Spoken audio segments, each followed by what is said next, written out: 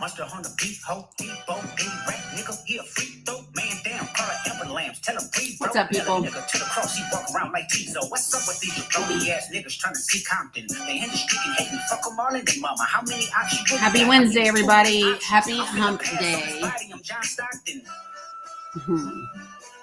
I beat the ass and like the Bible with God watching. Sometimes you gotta pop out and show them. Good morning, good morning, good morning, everybody. Make sure that you speak when you come in and say hello. Say Drake. I see you like I'm young. This is kind of the energy that I have today. Good morning, Blue Honey Pie. They tell me Chubb's the only one to get your hand-me-down. Good morning, Marianne Lee. Good morning. Oh, certified lover boy, certified. All right. Good morning, everybody. I am late this morning because I was over on Facebook handling fuckery and ignorance. I am done handling fuckery and ignorance over there. What's up, Zenyaya? So I am now live everywhere.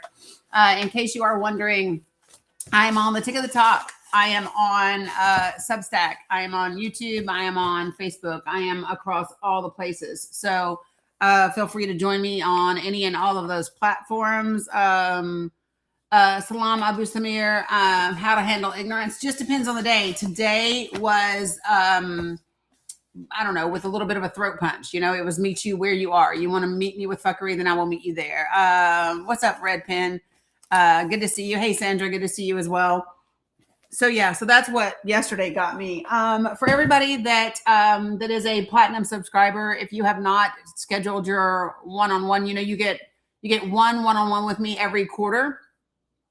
If you've already scheduled it, then I will update you when we have our one-on-one. For everybody else, the digital workbook is finished. I'll be putting it into your Google folder later on today. So that you have access to it. If you want a hard copy, like a printed one, then we can chat about that. Okay. All right. So hello, Bear Childress. Good to see you as well. So how do you schedule? So if you are a platinum subscriber, there is a chat that we have in Discord. It is the Connect Method chat, and those people, right, Teresa, I have had a morning already, haven't I? And the link is in there. So yeah, so I appreciate you guys. Moderators, let me just go ahead. Good morning, Jeffrey. Moderators, let me just go ahead and say this to you. I apologize in advance for the fuckery that this image might get you today. Okay, appreciate it, Farah. Appreciate it. It has been a morning already for me. Good morning, Kimber. Yeah, I'm just saying, damn, not me getting lotion and then dropping it on my notebook. But it just kind of is what it is today. And here's what's so crazy is that last night when I scheduled to go live, I had picked this really kumbaya image of like saving the world together, right? Like that was going to be the saving the country together. That was going to be like the whole like premise of today's live. And it was good. I was just in this really, you were waiting for the music to start playing. What music, Bear Childress? I had music playing when I first got on.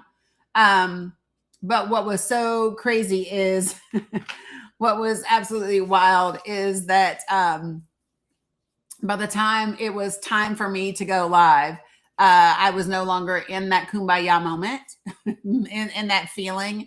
I just don't have it, right? I just think it's crazy. Yeah. Good morning, Penny GF. Good morning, Whip. Good morning, everybody. So like I said, again, there are going to be folks that are triggered by the image that I have up. Samir, that's because I did not open my panel yesterday. I had to take my grandchildren to the doctor. So yeah, there was no panel yesterday, which is why you did not go up.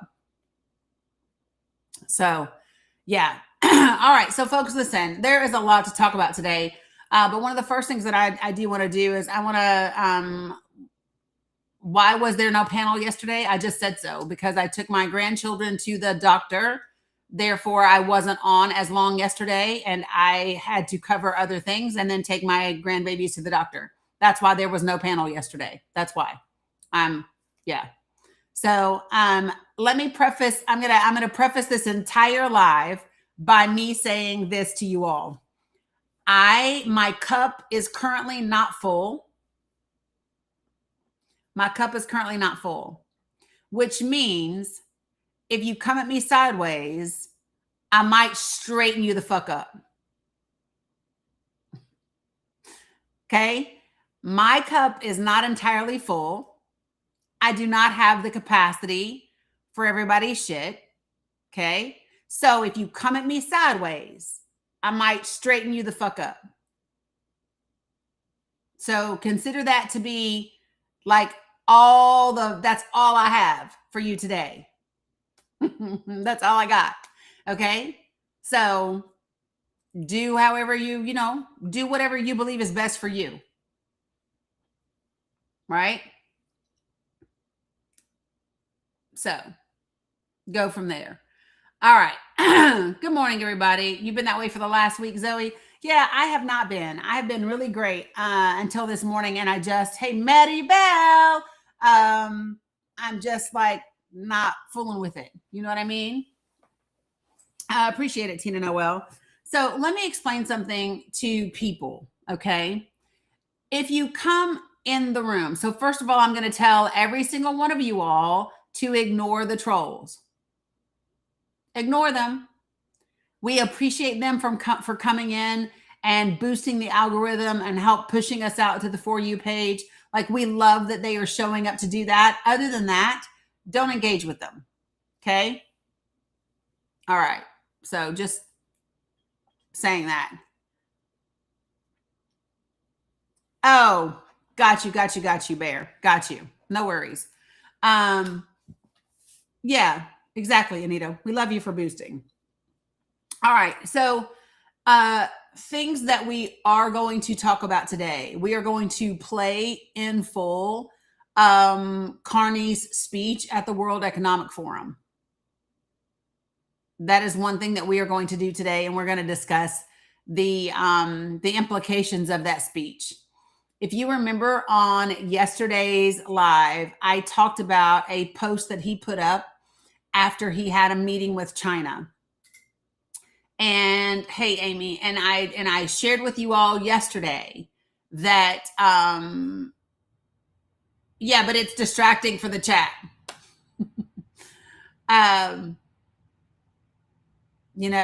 So I talked yesterday about the fact that Canada and China had entered into this new trade agreement and this new relationship with regard to their electric vehicles, with regard to tariffs that they had on each other, all of those things. Okay. And what's up, Nance? Hope your knee surgery, that your recovery process is going well. I know how rough it can be. So I've had 4 knee surgeries, all on the right knee. So let me say this. I talked about that being significant because in his post after that meeting with China, Mark Carney made a reference to the relationship between him and China and this new world order. He mentioned it day before yesterday and again at the World Economic Forum last night. And I think it's really imperative that we tune in, that we dial in and we hear what's being said and what's not being said.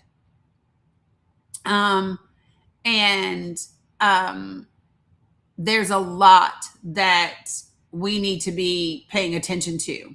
Okay. So we are going to talk about PM McCarthy's speech yesterday. I'm going to play it for you. Right, Cheryl, deep breaths.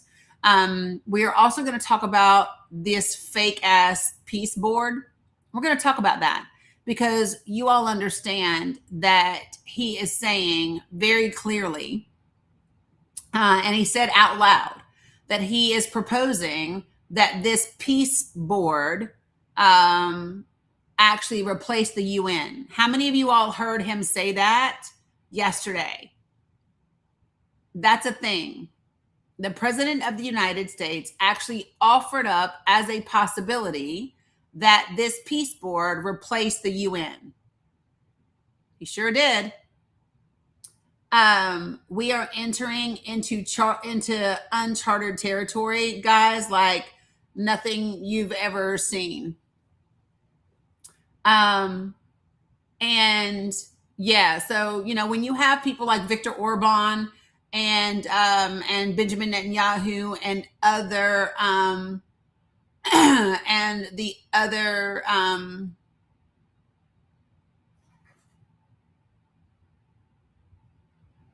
yeah, so hold on, guys.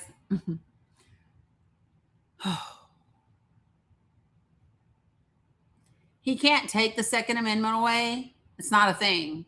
You don't take the Second Amendment away. Yeah, my understanding is that Putin has also agreed to join. Yeah. So it's going to be important for us to talk about PM Carney's speech. Appreciate it, Carla. It's going to be important for us to talk about this fake ass World Peace Board and its members, and the fact that I don't know if you guys have heard the conversations about the charter, but the charter for this World Peace Board doesn't even include Gaza. Gaza is not even mentioned in the charter for this World Peace Board. How many of you all know that? So the charter for this World Peace Board does not include any discussion around Gaza or Palestine.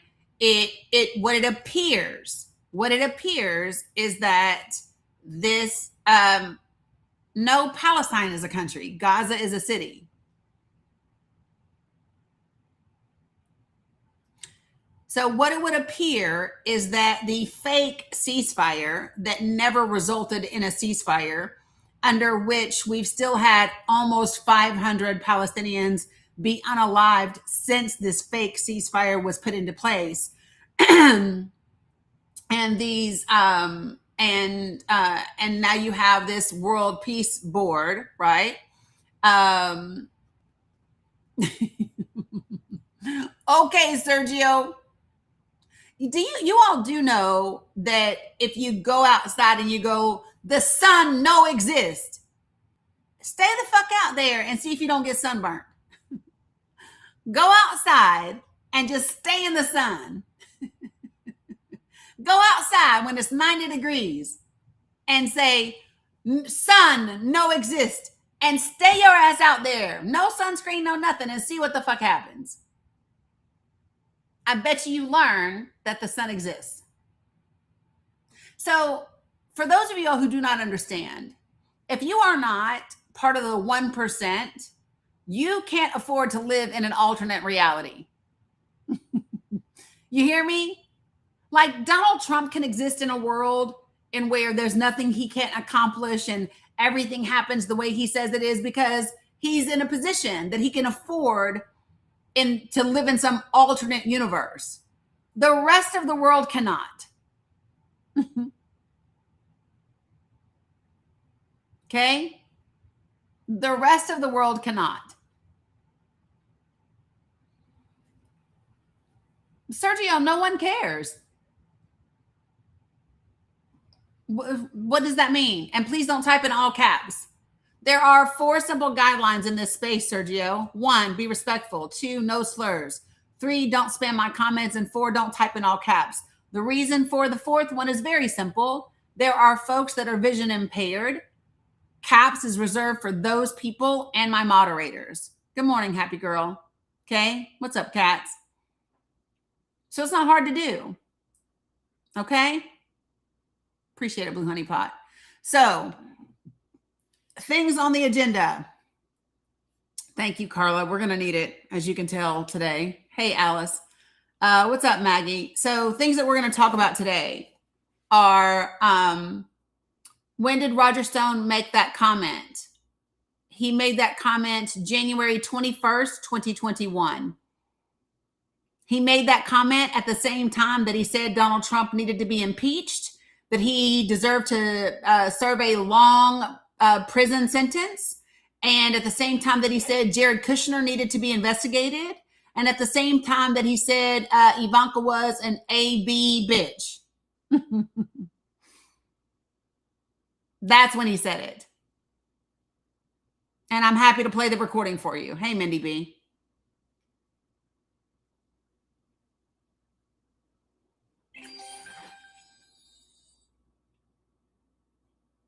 Yeah. So, yeah, Mandarific. What's up, Sassy Cinderella? So like I said before, things that we're going to talk about today: Carney's speech at the World Economic Forum. That's critical. We have to have a conversation about BRICS.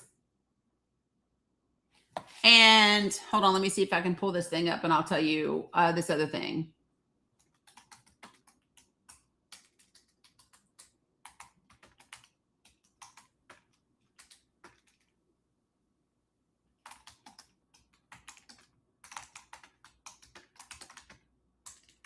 Sorry, guys, one sec.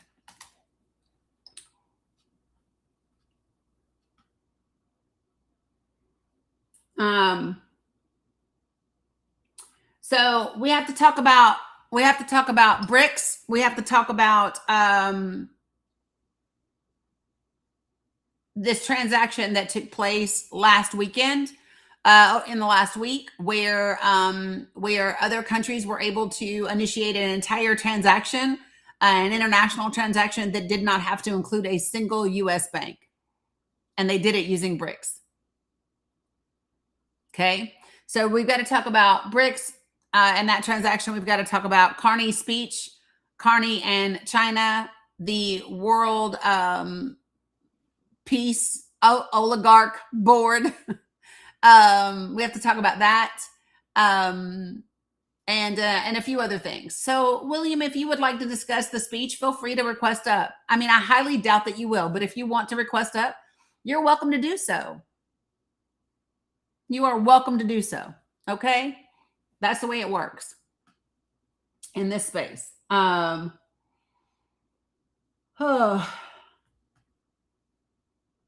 Give me 1 second.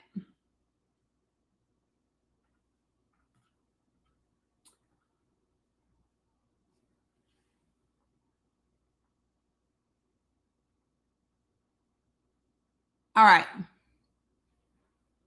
I appreciate it, Sandy. All right, so here we go. Good morning, Tiffany. Good to see you guys. All right, so listen, let me explain to you the way that this works. And for you guys that are over here, I'm going to put a link in the chat. It's going to automatically show up on YouTube. If somebody could grab the link that I just put up on YouTube and also post it on Facebook in the chat, that would be amazing. So, Lena, here's what we don't do. We don't do conspiracy theories in here. I just don't. Okay? Appreciate it.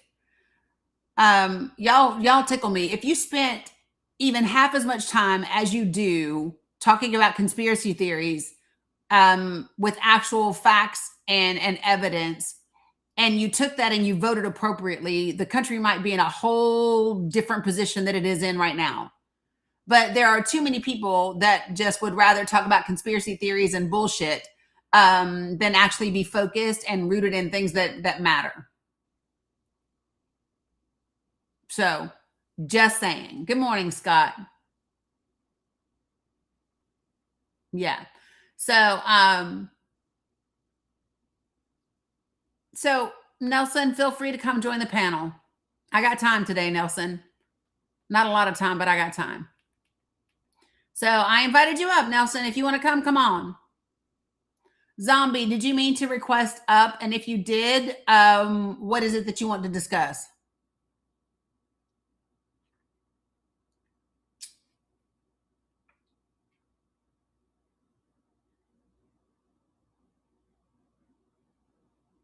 Here, let's just do this. Well, Zombie. Buenos dias, Mr. Barrios. All right, so I don't do children. I don't do children. You're in. Oi. You're like, oh my gosh. Crazy to me. And do you know what's so crazy is that those children, what's crazy is if you understood exactly what, I don't care, you sound like a child. Your behavior is a child, and 19 is a child. And if you actually understood what's at stake and what's happening in the country, you'd just behave better and carry yourself differently. Right? But you're a child. Your frontal lobe is not even fully developed. No, you're not a grown adult.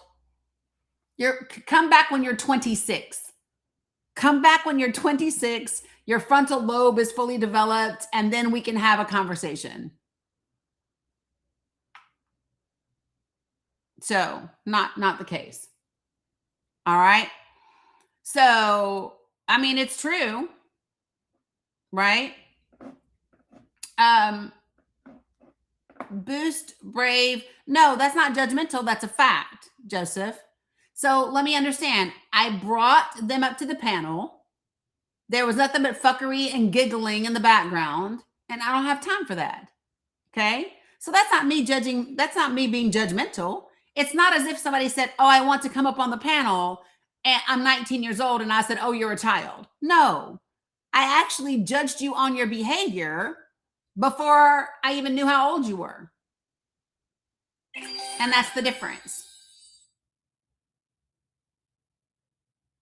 Got it? So let me level set for a morning. Let me just level set for a minute. Hey, Michelle.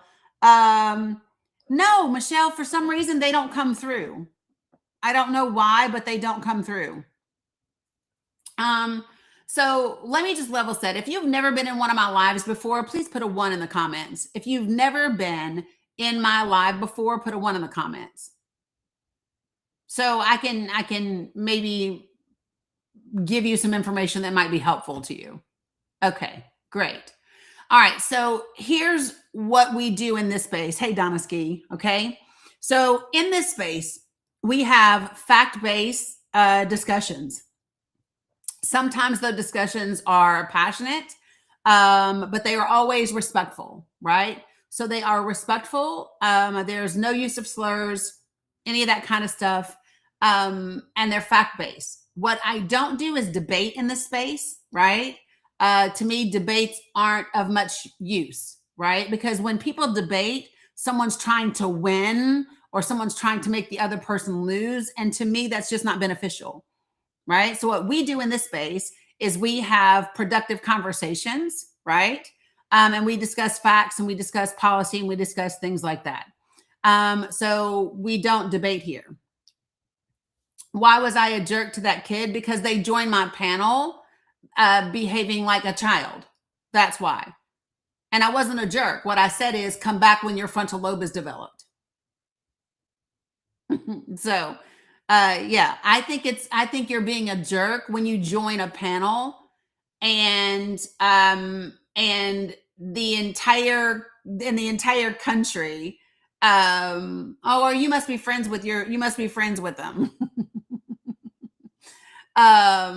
Yeah, so it doesn't matter to me. He wasn't smart enough to know he'd made it onto the panel. Robin D, I'm not always kind. That's not true. I'm not always kind. I am not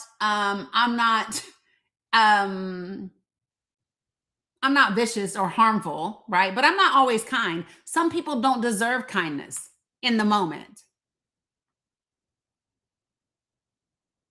You know? And if you don't deserve my kindness, I'm not going to give it to you.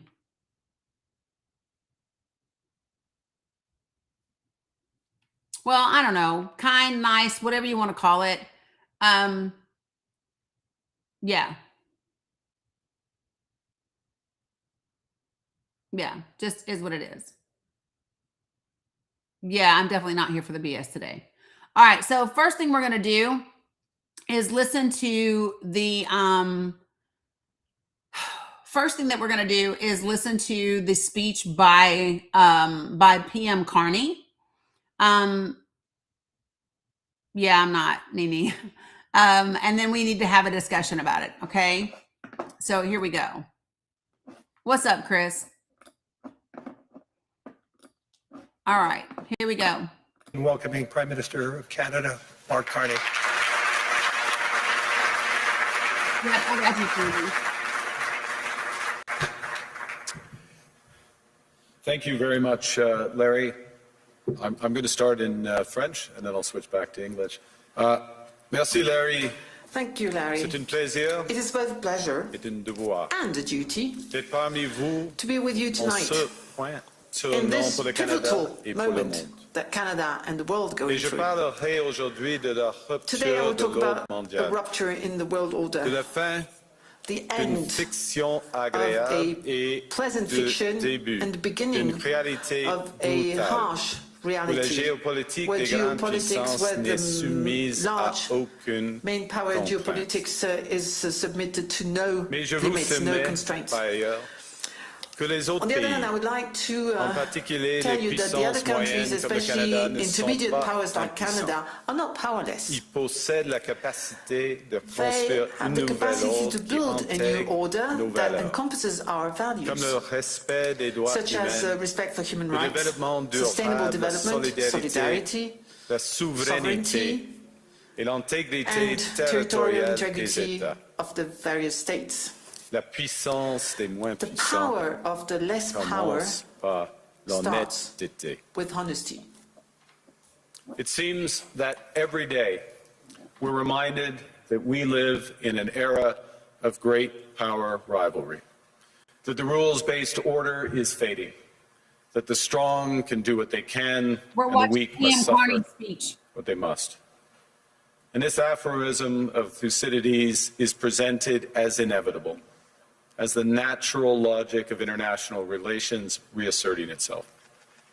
And faced with this logic, there is a strong tendency for countries to go along to get along, to accommodate, It's a great speech. to avoid trouble. It's not to hope great for that America, but it's compliance great. will buy safety. Well, it won't. So what are our options? In 1978, the Czech dissident Václav Havel, later president, wrote an essay called The Power of the Powerless. And in it, he asked a simple question: how did the communist system sustain itself? And his answer began with the greengrocer. Every morning, this shopkeeper places a sign in his window: "Workers of the world unite." He doesn't believe it. No one does. But he places a sign anyway to avoid trouble, to signal compliance, to get along. And because every shopkeeper on every street does the same, the system persists. Not through violence alone, but through the participation of ordinary people in rituals they privately know to be false. Havel called this living within a lie. The system's power comes not from its truth, but from everyone's willingness to perform as if it were true. Yeah. And its fragility comes from the same source. When even one person stops performing, when the greengrocer removes his sign, the illusion begins to crack. Yep. Friends, it is time for companies and countries to take their signs down. Yep. 4 decades.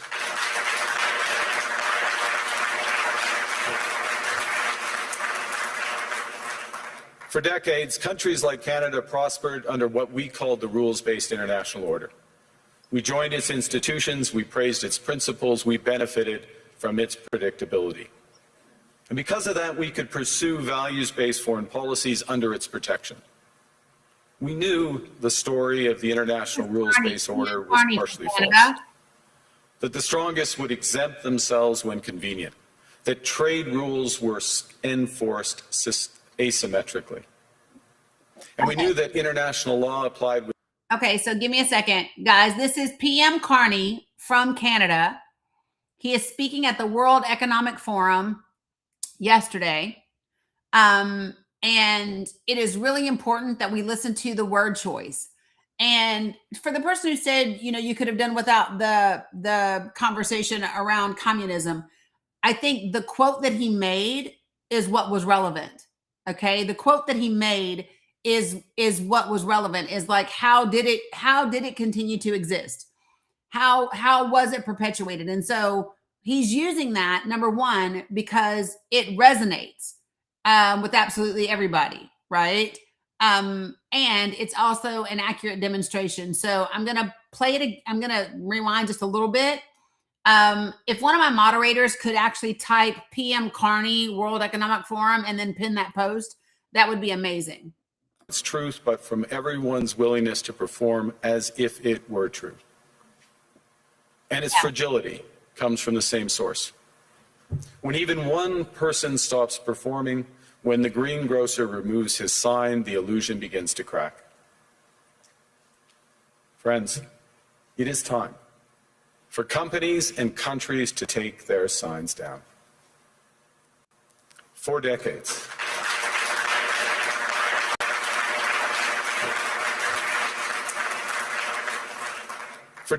countries like Canada prospered under what we called the rules-based international order. We joined its institutions, we praised its principles, we benefited from its predictability. And because of that, we could pursue values-based foreign policies under its protection. We knew the story of the international rules-based order was partially false, that the strongest would exempt themselves when convenient, that trade rules were enforced asymmetrically. And we knew that international law applied with varying rigor depending on the identity of the accused or the victim. Thank you, Cam. This fiction was useful.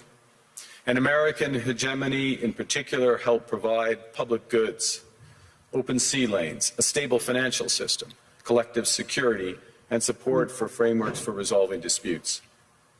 So we placed the sign in the window. We participated in the rituals. And we largely avoided calling out the gaps between rhetoric and reality. This bargain no longer works. Let me be direct. We are in the midst of a rupture, not a transition. Fuck. Over the past 2 decades, a series of crises in finance, health, energy, and geopolitics have laid bare the risks of extreme global integration. But more recently, great powers have begun using economic integration as weapons. Tariffs as leverage, financial infrastructure as coercion, supply chains as vulnerabilities to be exploited. Yep.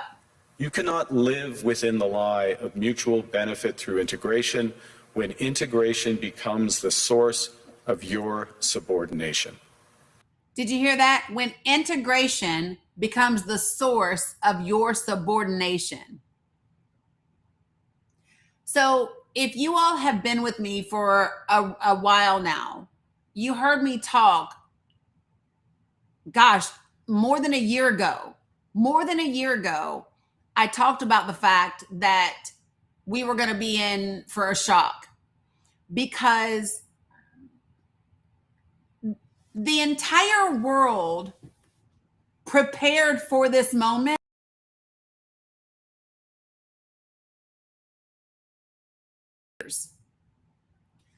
Under the world leaders everywhere else said, okay, this is great. And we need a backup plan in case they reelect his ass. That's literally what they did. This is great, America, if you get your shit together, if you keep your shit together, and we need a backup plan. Every country has been preparing for this, right? And it would be dumb for people to not think that that's the case. Appreciate it, Sandy, right? And so he is telling you, all right, this is where we are. We've all had our signs in the window because we were just going along to get along. And we thought that this was, going to keep us all pretty much stable, right? And now he's saying, listen, the United States is not stable. That country is not stable. Well, that's what I just said, Kristen. They've been preparing ever since he got out of office. Other countries watched us not be able to prosecute him in a timely fashion. Other countries watched us not get a handle on misinformation and disinformation. Other countries watched us go down this same path and put him back in office. And they were like, you got to be kidding me. But they would be foolish to have sat back and said, oh, let's just put the fate of our country and the fate of our people in the hands of the American people. No, they're not going to do that.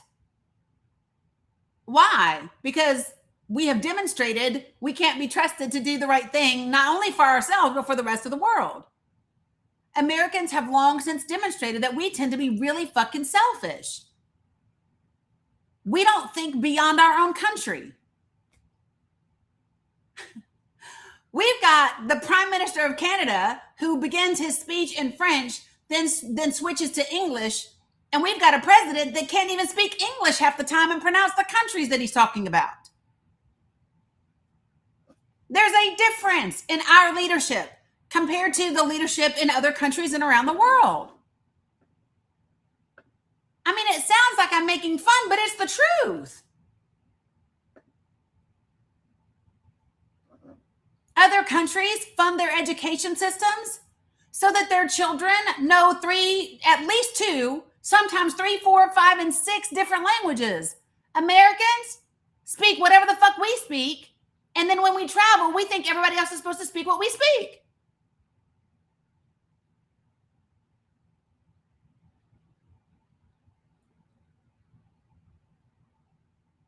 Anyway, back to PM Carney. Listen to the rest. The multilateral institutions on which the middle powers have relied, the WTO, the UN, the COP, the architecture, the very architecture of collective problem solving are under threat. Yep.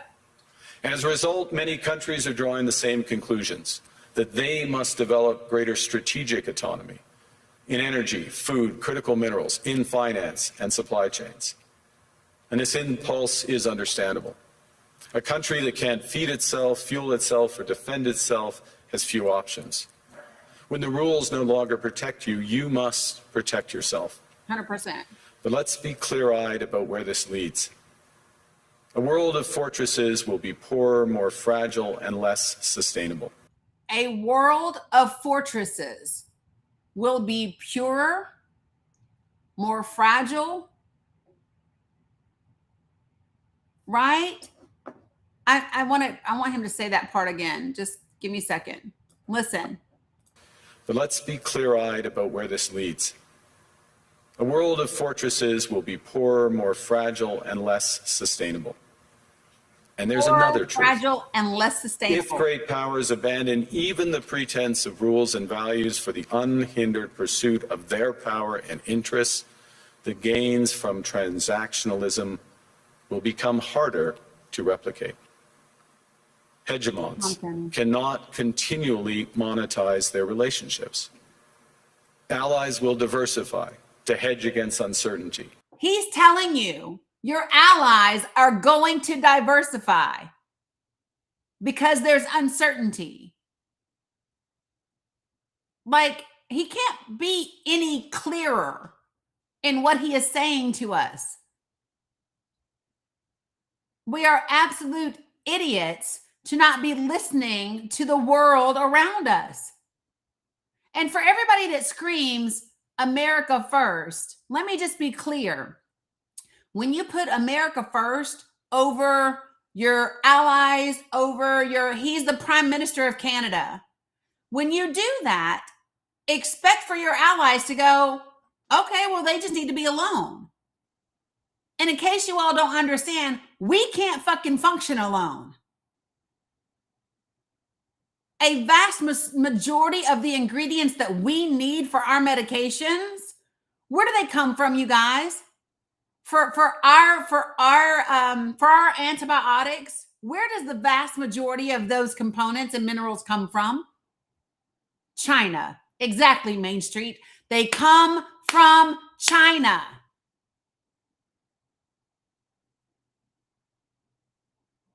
Where do we get some of our most critical minerals for our defense systems?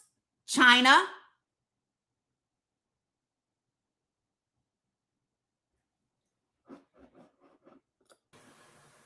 They'll buy insurance, increase options in order to rebuild sovereignty. Sovereignty that was once grounded in rules but will increasingly be anchored in the ability to withstand pressure. So he's telling you all, this rules-based international order that we have had is going away, right? Because the Trump administration is acting as if there are no rules. And he said, okay, so instead of us all agreeing to the rules, we've all agreed to play by these rules. And when that ends and we are no longer doing that, what we are now going to be doing is what is our ability to withstand the pressure. And they are going to be stronger when they can withstand it together without us. This room knows this is classic risk management. Risk management comes at a price. It does. But that cost of strategic autonomy, of sovereignty, can also be shared. Collective investments in resilience are cheaper than everyone building their own fortresses. Yep. Shared standards reduce fragmentations. Complementarities are positive sum. And the question for middle powers like Canada is not whether to adapt to the new reality. We must. The question is whether we adapt by simply building higher walls or whether we can do something more ambitious. Now, Canada was amongst the first to hear the wake-up call, leading us to fundamentally shift our strategic posture. Yeah, because they said you were the 51st Canadians state. know that our old comfortable assumptions that our geography and alliance memberships automatically conferred prosperity and security, that assumption is no longer valid. And our new approach rests on what Alexander Stubb, the President of Finland, has termed value-based realism. Or to put another way, we aim to be both principled and pragmatic. I love it. Principled Principled in our pragmatic. commitment to fundamental values, sovereignty, territorial integrity, the prohibition of the use of force except when consistent with the UN Charter, and respect for human rights. And pragmatic in recognizing that progress is often incremental, that interests diverge, that not every partner will share all of our values. So we're engaging broadly, strategically, with open eyes. We actively take on the world as it is, not wait around for a world we wish to be. We are calibrating our relationships so their depth reflects our values. And we're prioritizing broad engagement to maximize our influence, given the fluidity of the world at the moment, the risks that this poses, and the stakes for what comes next. And we are no longer just relying on the strength of our values, but also the value of our strength. We are building that strength at home. Since my government took office, we have cut taxes on incomes, on capital gains and business investment. We have removed all federal barriers to interprovincial trade. We are fast-tracking $1 trillion of investments in energy, AI, critical minerals, new trade corridors, and beyond. We're doubling our defense spending by the end of this decade, and we're doing so in ways that build our domestic industries. And we are rapidly diversifying abroad. We've agreed a comprehensive strategic partnership with the EU, including joining SAFE, the European Defence Procurement Arrangements. We have signed 12 other trade and security deals on 4 continents in 6 months.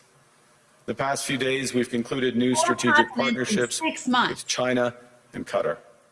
We're negotiating free trade pacts with India, ASEAN, Thailand, Philippines, and Mercosur. We're doing something else. To help solve global problems, we're pursuing variable geometry. In other words, different coalitions for different issues based on common values and interests. So on Ukraine, we're a core member of the Coalition of the Willing and one of the largest per capita contributors to its defense and security. On Arctic sovereignty, we stand firmly with Greenland and Denmark and fully support their unique right to determine Greenland's future.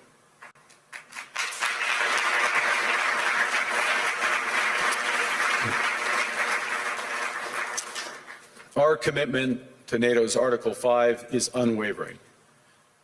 So we're working with our NATO allies, including the Nordic Baltic 8, to further secure the alliance's northern and western flanks, including through Canada's unprecedented investments in over-the-horizon radar, in submarines, in aircraft, and boots on the ground, boots on the ice. Canada strongly opposes tariffs over Greenland and calls for focused talks to achieve our shared objectives of security and prosperity in the Arctic. On plurilateral trade, we're championing efforts to build a bridge between the Trans-Pacific Partnership and the European Union, which would create a new trading bloc of 1.5 billion people. On critical minerals, we're forming buyers' clubs anchored in the G7 so that the world can diversify away from concentrated supply. I just want you all to hear how smart this is. Like, every single bit of this is just good, solid, intellectual genius. Like, I just go, oh, yeah, Trump is in attendance. He spoke. We're going to play it in a minute. And I just want you to hear the difference between what he sounds like, what PM McCarthy sounds like, versus what the president of the United States sounded like. So let him finish. And on AI, we're cooperating with like-minded democracies to ensure that we won't ultimately be forced to choose between hegemons and hyperscalers. This is not naive multilateralism, nor is it relying on their institutions. It's building coalitions that work, issues by issue, with partners who share enough common ground to act together. In some cases, this will be the vast majority of nations. What it's doing is creating a dense web of connections across trade, investment, culture, on which we can draw for future challenges and opportunities. Argue that middle powers must act together because if we're not at the table, we're on the menu. If we're not at the table, we're on the menu. And folks, here's what I would say to you. That applies to us.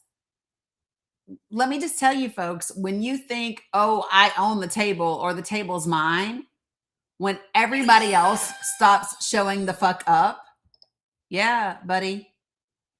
Also say that great powers can afford for now to go it alone. They have the market size, the military capacity, for now, and the leverage to dictate terms. Listen. Middle powers do not. But when we only negotiate bilaterally with a hegemon, we negotiate from weakness. We accept what's offered. We compete with each other to be the most accommodating. This is not sovereignty. It's the performance of sovereignty while accepting subordination. In a world of great power rivalry, the countries in between have a choice. Compete with each other for favor or combine to create a third path with impact. We shouldn't allow the rise of hard power to blind us to the fact that the power of legitimacy, integrity, and rules will remain strong if we choose to wield them together. Which brings me back to Havel. What does it mean for middle powers to live the truth? Well, first, it means naming reality. Stop invoking rules-based international order as though it still functions as advertised. Call it what it is, a system of intensifying great power rivalry where the most powerful pursue their interests using economic integration as coercion. It means acting consistently, applying the same standards to allies and rivals. When middle powers criticize economic intimidation from So I want to address the question that's in the chat. It says, how can we as Americans survive now? My thing to you would be, we cannot be focused on surviving. Like, literally the mindset of how can we survive is the exact mindset he's speaking against. He literally said we can't put out the sign and go along to get along because then we get eaten alive. Just so that if you all are clear, we can't have a how do I survive the next 2 years mindset. No, the question has to be, what do we do to change what's happening in this country? And you've got about 9 months to really push together to make that happen. And guess what? And this is so listen, if we literally model our strategy off of what he's saying and apply it on a national landscape, it works. It works. So if instead of every different marginalized group, instead of every middle or smaller power group attempting to do things individually, if the vast majority come together collectively, right? Because we're going to share enough of our core values to get the job done, then we make change. Right, Chris, you apply the same standards to rivals and to friends. The same standards. Blue Dress Dolly, I disagree. B Action, never did I say wait 9 months. What I just said is that we have 9 months to do this work in order to change things around. You got 9 months to do the work. Like, I didn't say wait 9 months to start working, right? I said you got 9 months to do the work. And the result of your work, the fruit of your labor is going to be seen at the midterms.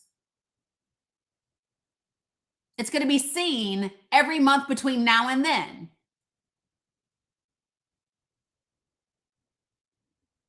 So, like, literally, let me tell you something. The people that I have zero interest in talking to are the people who are just outright proud bigots. Whether that's towards women, whether that's towards people of color, whether that's towards immigrants, whether that's towards LGBTQIA individuals, whether that's towards whatever. You get what I'm telling you, right? If you're a proud bigot, I have no time for you. But if you are someone that is like, I don't like the direction that we're going and I don't know what this means for me because I've always voted Republican, or I've always thought about this, or I've always thought about that, right? Those are people that we can have conversations with. We don't have to agree on everything. I say this, and I have said it for a year and a half now, and I will keep saying it. Agreement is not what is necessary. It is understanding. We do not have to agree on everything. What we must understand is that collectively together, we literally save the country.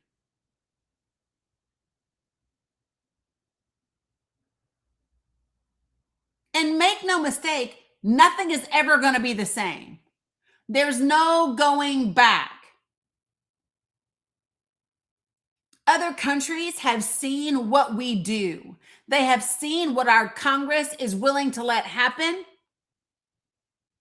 We can no longer be trusted. There is no going back.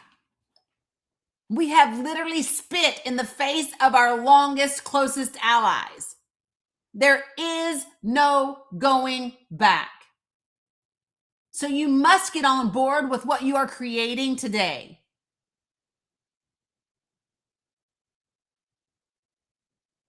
And so what is that? What does that look like? Because I'm going to tell you right now, if I were the EU, if I were Canada, if I were Greenland, if I were Mexico, if I were anyone, I wouldn't be trusting the United States of America. I would say, "Oh, okay, you've shown me who you are and I believe you." Because we all agreed to play by the same rules. And now all of a sudden, you done switched up the damn game.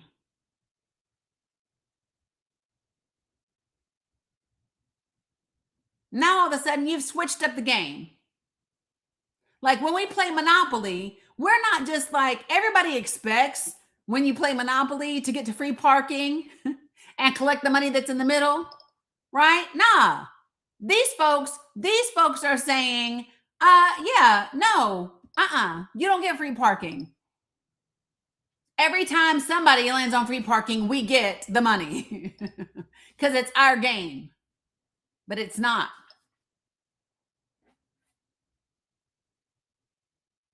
It's not. Let me let him finish. One direction but stay silent when it comes from another, we are keeping the sign in the window.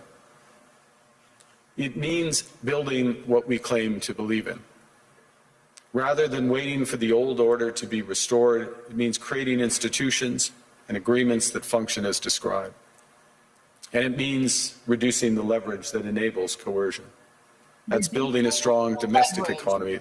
Reducing the leverage that enables coercion. Did y'all hear that quote?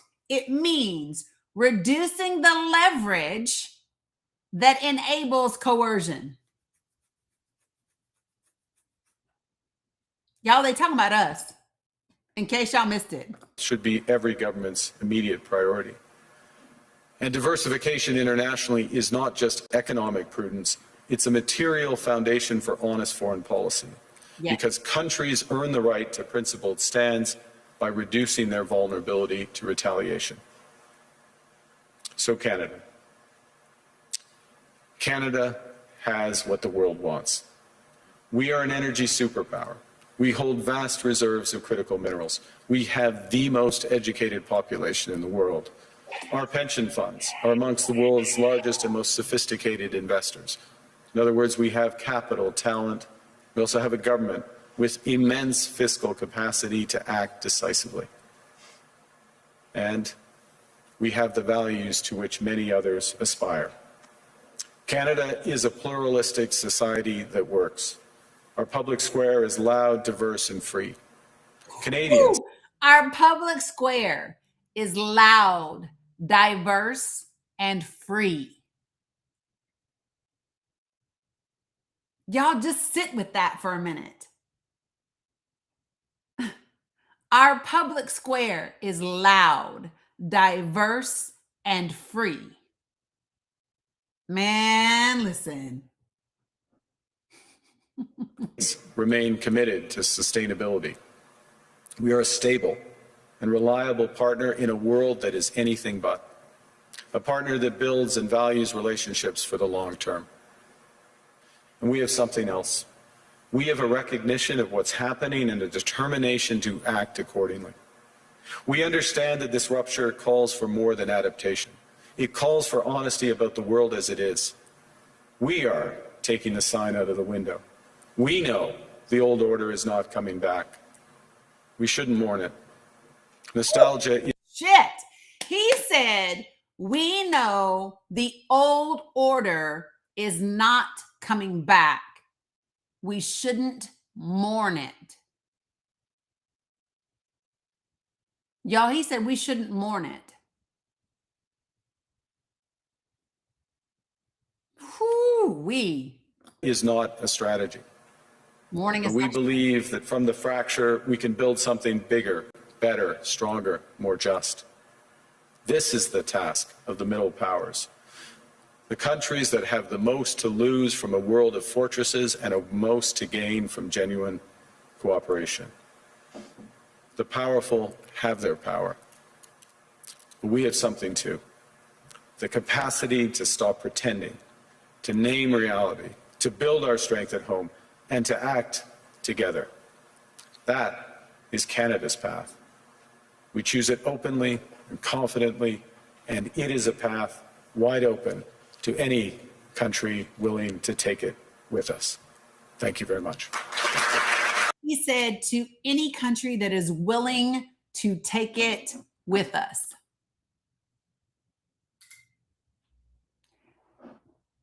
Y'all, just to be very, very clear about this, what I really hope that people understand is that the power, the countries that have the power, right, became those countries because of the middle powers putting their signs in their windows and going along to get along. And what he is saying is, we're not doing that anymore. We're not doing that. We're going to call a thing a thing. We're not going along to get along. We are diversifying. We are aggressively and openly looking for partners. We are looking for other people in the same positions who want to cooperate. Because if you take 5 to 7 to 10 middle countries and they collaborate and they cooperate together, they now become a major power. And they're not just sitting back subject to what the United States of America does and doesn't want to do.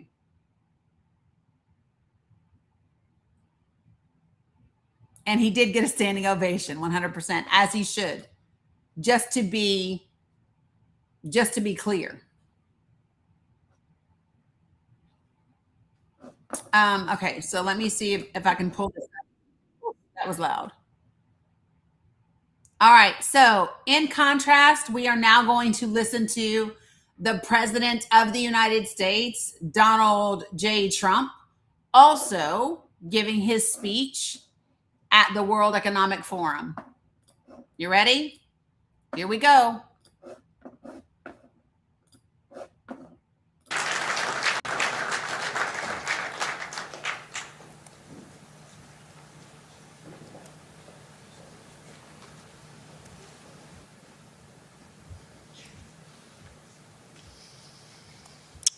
Well, thank you very much, Larry. It's great. Wait, I need to say this. For the person in the comments who said America's values have been hijacked by Zionists, well, here's what I would say to you is that there are more Christian Zionists and American Christian Zionists than anywhere else. It's not that we've been hijacked. That's been part of the foundation of this country and the fabric of this country for a while.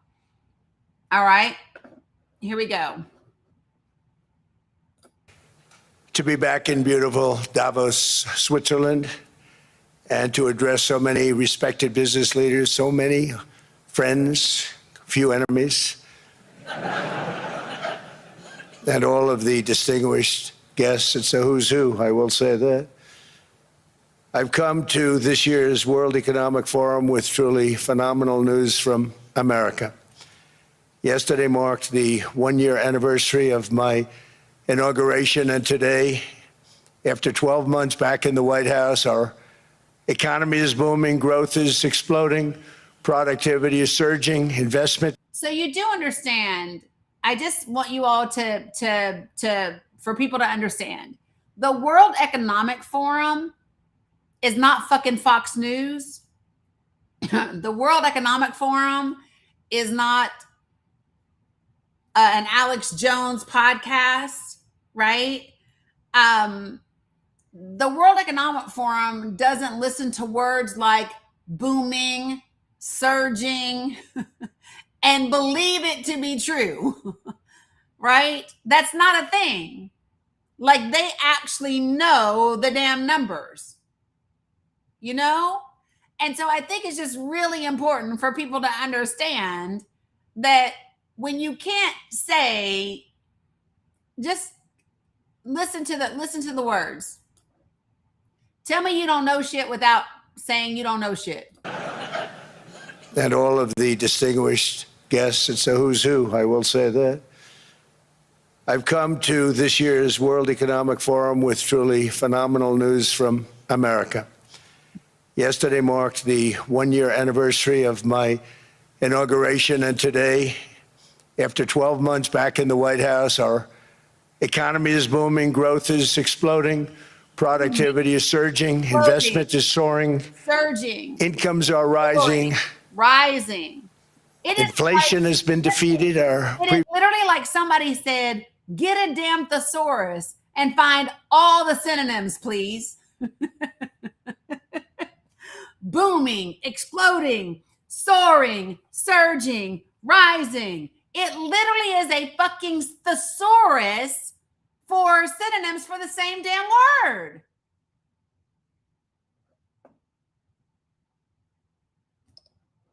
Previously open and dangerous border is closed and virtually impenetrable. And the United States is in the midst of the fastest and most dramatic economic turnaround in our country's history. My point, Ruby, is that It is not a presidential speech. That's my point.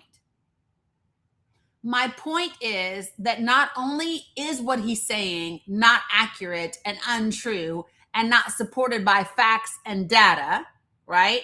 My point is that it is also not presidential. That's my point. Under the Biden administration, America was plagued by the nightmare of stagflation, meaning low growth, Everybody. and high inflation, a recipe for misery, failure, and decline. But now, after just 1 year of my policies, we are witnessing the exact opposite. Virtually no inflation and extraordinarily high economic growth. Growth like I believe you'll see very shortly our country has never seen before, perhaps no country has ever seen before. Over the past, I swear, listen, if y'all ain't never seen it before, I don't know if y'all get this or not, but everything that happens when he's in office, you've never seen before. It's like nothing ever seen before. It's never happened in history before. It's like nothing ever seen. It's like, last 3 months, core inflation has been just 1.6%.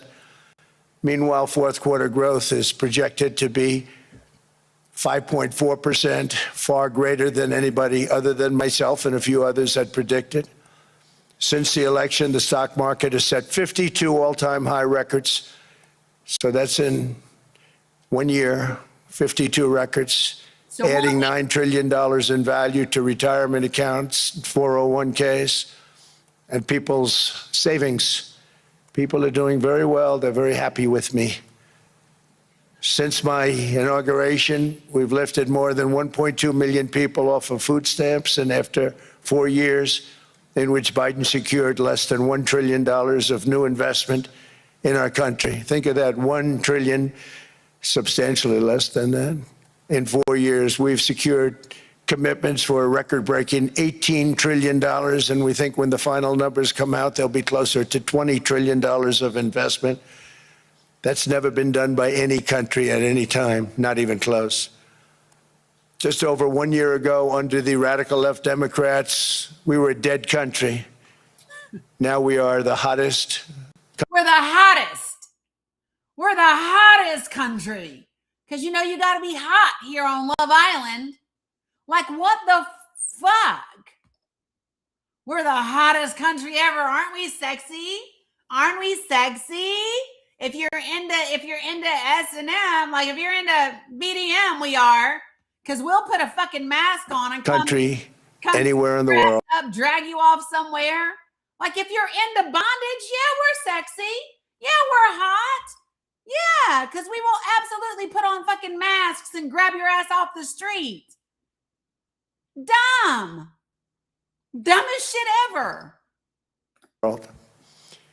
In fact, the United States economy is on pace to grow at double the rate that was projected by the IMF just last April. And with my growth and tariff policies, it should be much higher. I really believe we can be much higher than that. And this is all great news, and it's great for all nations. The USA is the economic engine on the planet. And when America booms, the entire world booms. It's been the history. When it goes bad, it goes bad. You all follow us down and you follow us up. And we're at a point that I don't believe we've ever been. I never thought we could do it this quickly. My biggest surprise is I thought it would take Don't spend my more than a comment. year, maybe like a year and 1 month. Whatever the hell your name is. You probably just got muted. But it's happened very quickly. This afternoon, I want to discuss how we have achieved this economic miracle, how we intend to raise living standards for our citizens to levels never seen before, and perhaps how you too and the places where you come from can do much better by following what we're doing, because certain places in Europe. I'm a receipts girl, right? Y'all know I'm a receipts girl. So give me just a second, because this part's important. So who are you? Where are you? So This is for Weapon. What the fuck is your name? Weapon Alpha. Yeah, this is for you. And I just want to know if you have to call yourself Weapon Alpha XX. It's like the most beta shit I've ever seen in my life. It's the craziest thing ever. Woo! Let me tell you, I'm an alpha, so you believe I'm an alpha. Yeah, you're like a Charlie Delta Echo, but whatever. So for the person who said Roger Stone never said that, this be for you, beloved. I'm sorry. I had people talking in my ear started again. Yeah, how can they do that? Just listen for a second, folks. Well, you don't understand people I do. Rod should hold a press conference today and call for Trump's impeachment. That's what I would do. That's what I would do. I'm going to do it. I'm supporting impeachment. I'm supporting impeachment. He must be removed. His son Jared must be prosecuted. I want to know how money changed hands on Bannon. I want a federal investigation. Donna Mae, don't spam my comments, please. The FBI this afternoon. Fuck these people. Fuck these people. Right. Here go Roger Stone. So, right, exactly. Which is why I'm for the impeachment. I want impeachment. I'm gonna work very hard for it. I'm not kidding. He betrayed Bernie, betrayed Rudy, he betrayed everybody. So he has to go. He has to go. He has to go. Run again. You'll get your fucking brains beat in. That's Roger Stone, people. Right there. Right, which is good, unfortunately, for Pat, because he's Easy to find. Fuck these people.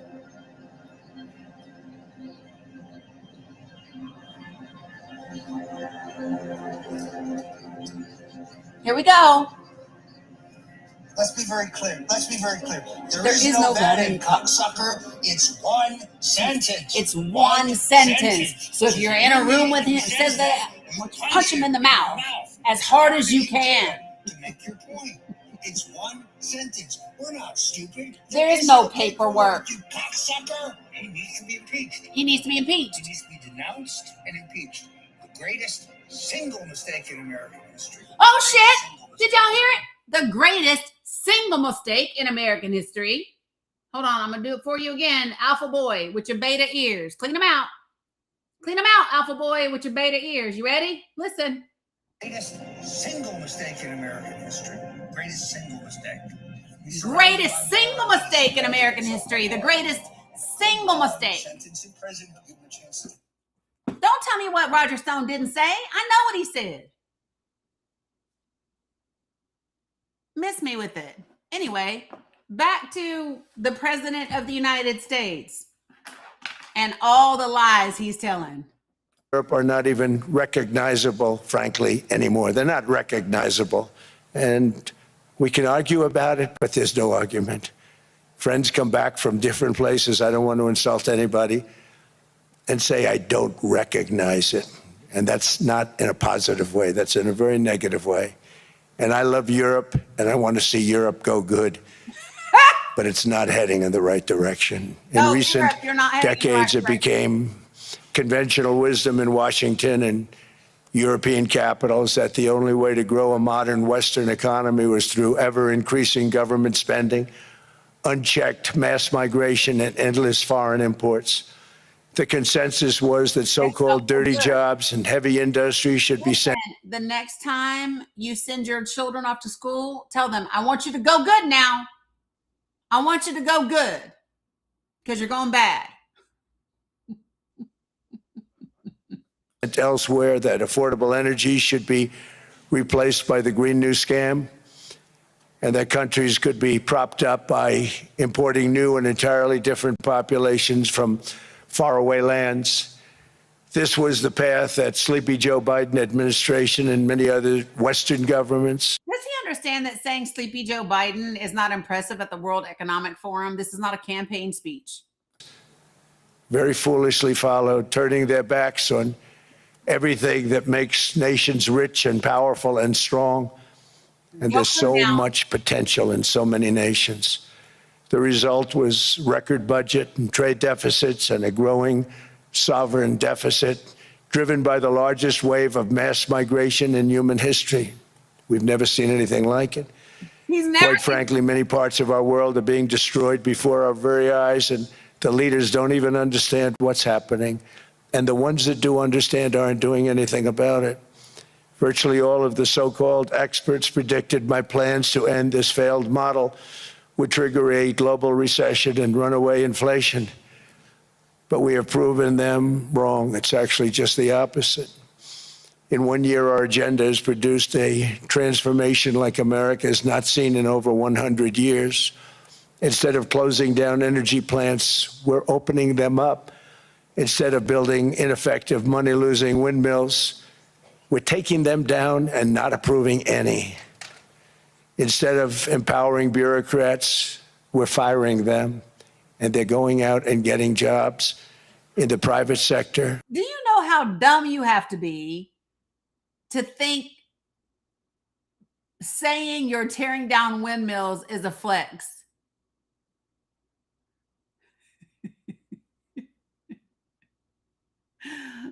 Like, you just can't be intelligent. Not even remotely. Like, you can't be intelligent. You cannot know anything about history and about energy and about windmills and about science. Like, you just can't. For the person who said they're leaving, how can you get back here? You just need to go up here and click the little plus sign and the follow button. For 2 and 3 times what they were making in government. So they started off hating me when we fired them, and now they love me. Now they love me. Instead of raising taxes on domestic producers, making a hot we're lowering country. them and raising tariffs on foreign nations to pay for the damage that they've caused.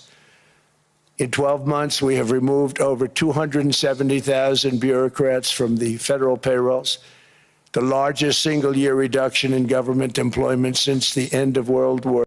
And just so you all know, removing career federal workers and replacing them with political appointee loyalists is not smart. That does not result in limited government or small government overreach. That's not what it does, folks. Just so that you all understand, do you all know that this administration and this Congress has passed as much legislation, if not more, than previously? So let me just kind of give you the numbers real quick. Hold on. Do I still have them pulled up? 1 second. There it is.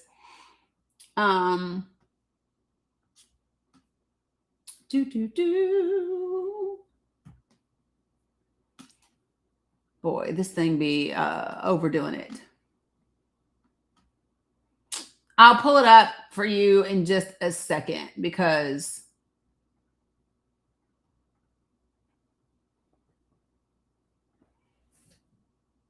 yeah, I can't pull it up. Anyway, here we go. Or 2. Nobody thought that was coming, but we had no choice. To make a country great, you can't have all federal jobs. We've cut federal spending by $100 billion and slashed the federal budget deficit by 27% in the single year. It's going to go down quite a bit more from that, driving inflation way down from the record highs of the Biden administration. Every month, they went up and up and up. I promised to cut 10 old regulations for every Except they didn't. single new regulation. But instead, I've cut actually till this point, What? 120. Okay, can I just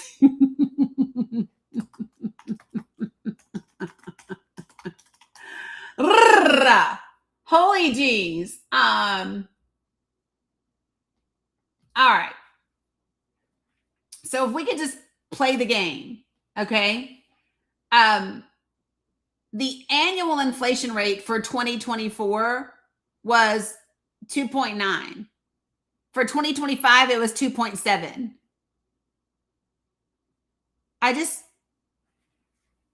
And by the way, for Joe Biden to end 2024 with a 2.9 is crazy, because considering because of C19 in 2021, it was 7% annually. Oh no, that's international TV. Just so that you all understand, it was annual. The annual inflation rate in 2021 was 7. In 2022, it was 6.5%. In 2023, it was 3.4%. In 2024, it was 2.9%. And for the person who's telling me that I'm lying, let me say this to you. Under the first Trump administration in 2017, his was 2.1%. In 2018, it was 1.9%. In 2019, it was 2.3%. And in 2020, it was 1.4%. So am I only lying about Joe Biden's numbers? Or am I lying about both? Right? Because if it's the same source, and that same source is giving Trump good numbers in his first administration, how is that same source lying about Joe Biden? Like, this is the shit that just be killing me. Y'all be like, they're lying about Biden. They're lying about Biden. Them numbers wasn't like that. And then I say, well, the same source is saying this about Trump. And they'll say, yeah, but that part right there is true. But just them Trump numbers is true. Everything else, though, anything that they said that Biden did, he didn't really do it.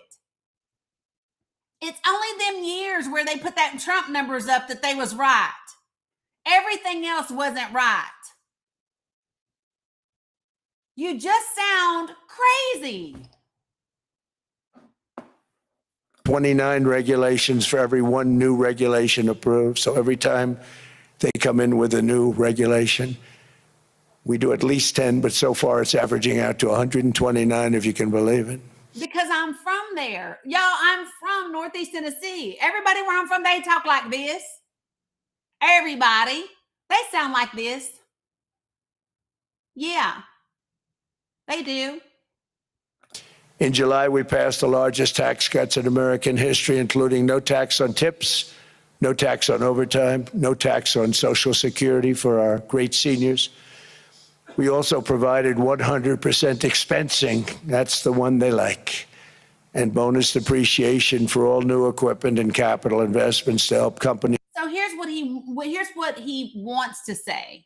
So what we did is we took the money that was allowing you to afford your healthcare premiums. We took all of that money and we're paying it so that ICE can round up people and racially profile people and pull them off the streets and throw them into detention centers, even if they're U.S. citizens, because they don't give a shit whether or not you have accurate documentation and papers or not. That's what he means. That's what he means. Right? Yeah. When he says the stock market did all of these amazing things, what he means is, yeah, my friends and I use executive orders to fuck around with the market so that we can make like $200 million in a damn day and keep it pushing. That's what he means. When he says we set records, right? He means, yeah, I used some executive orders and I used some tariffs to fuck around with that market so people could buy really big and sell really big and make shit tons of more money than they had already. That's what he means.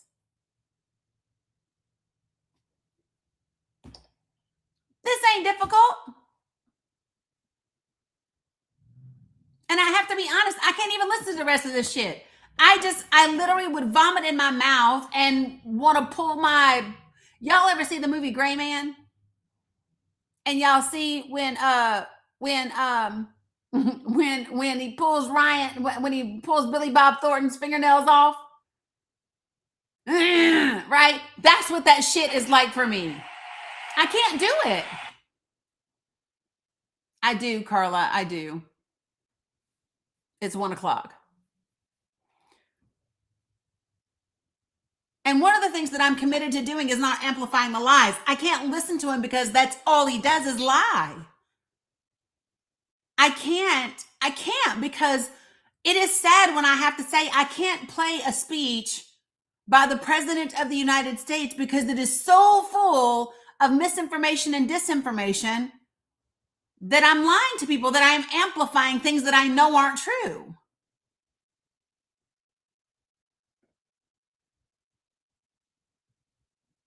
But folks, y'all have to understand, and if you don't, so if you are literally, let me ask you this, if you are in this room and you are a Trump supporter or a supporter of this administration, do me a favor, put a red heart in the comments, and you can come up to the panel and we can talk about it. Austin, I just went over a shit ton of the lies. I literally just covered inflation. I just covered tax breaks. I just covered tariffs. No, so Dana, that's not true. They are not all corrupt. That's a bullshit thing that people say so they don't have to actually be responsible for participating in the system and doing hard work, right? And the reason I point out the President of the United States is because he's the fucking President of the United States. That's why I point him out, because he is the President of the United States. Arguably sitting in the most powerful position in the world. So if he's full of fucking lies, I'm going to call him out.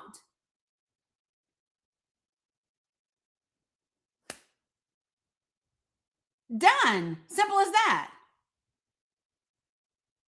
Now, the things that I do talk about right now, what did I say yesterday? Every single one of you should be calling all of your elected opinions, all of your elected officials. No, Joey, a fucking fact.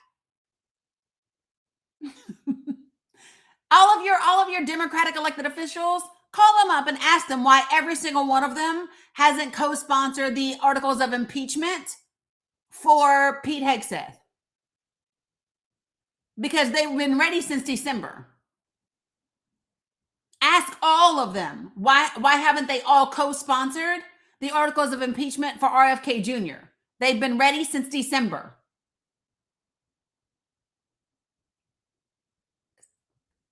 Dana, yes.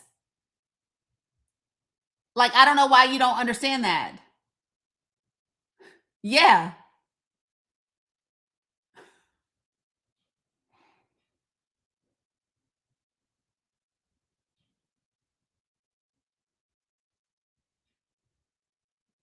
Yeah, but so Robin, here's my thing. They need to be so, but I don't think that that's, so let me just say this. Number one, I don't guess as to why they're not doing things. I don't guess as to why they're not doing things. What I would say is that we are in the midterms already. Primaries are happening right now. Primaries are happening in the next few weeks. So if there's somebody that thinks the strategy is waiting, that's a losing ass strategy.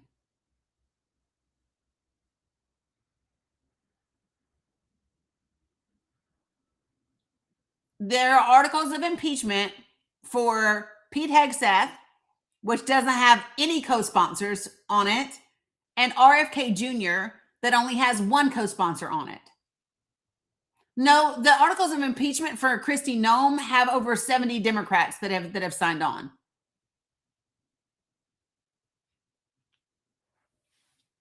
Yes. Well, tell Dana to come on up here. If Dana wants to bring herself to the panel, she can do that. The fact that you won't bring your ass to the panel, Dana, speaks volumes about you. The fact that you are in the comments, yip, yip, yippity yipping, instead of joining the panel, speaks volumes about you. Ain't nobody going to sit up here and talk to you all day in the damn chat. I'm surely not.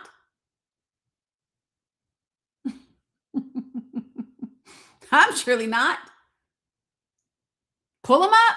Your big girl, big boy, whatever kind of big shit you wear, pull it on up and come on to the panel. That's what you can do.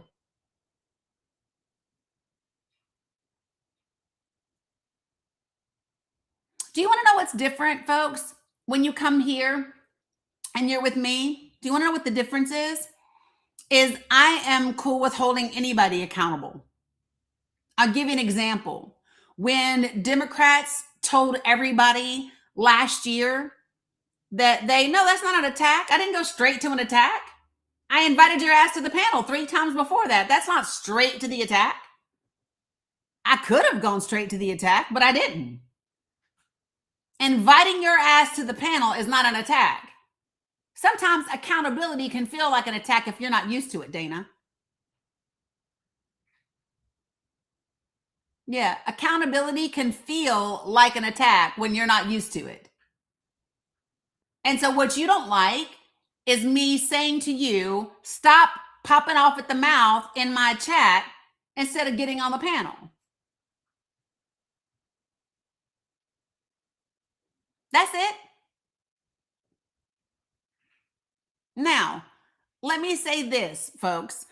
Do you all remember last year when Eric Swalwell and Jasmine Crockett went live and they told everybody that GOP Republicans had just passed or had just blocked an effort to keep ICE from arresting citizens? Do you all remember that? And do you remember me going live and saying that's not what the fuck they did? And that's a dumb thing to say because it's not accurate. And I said, Eric Swalwell and Jasmine Crockett, you shouldn't be doing that because it's not true. See, that's what accountability looks like. That's what it looks like. That looks like me saying, hey, Democrats, that's a dumbass thing to say.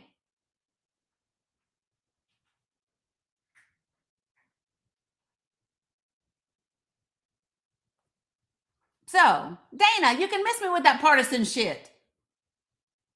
I might be a populist. I might be a liberal, but I'm not a member of any political party. I'm not a member of the Republican Party, the Democratic Party, the Independent Party, the Green Party. I'm not a member of the party. Do you want to know why? I give a shit about a party. I care about the country. Period.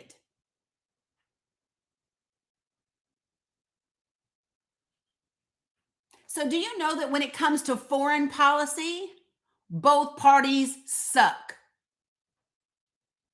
Let me tell you the difference, okay? When it comes to domestic policy, the Democratic Party tends to be more in favor of taking care of the American people. Domestic policy. They're more interested in healthcare and funding education and changing our judicial systems and all of that, right?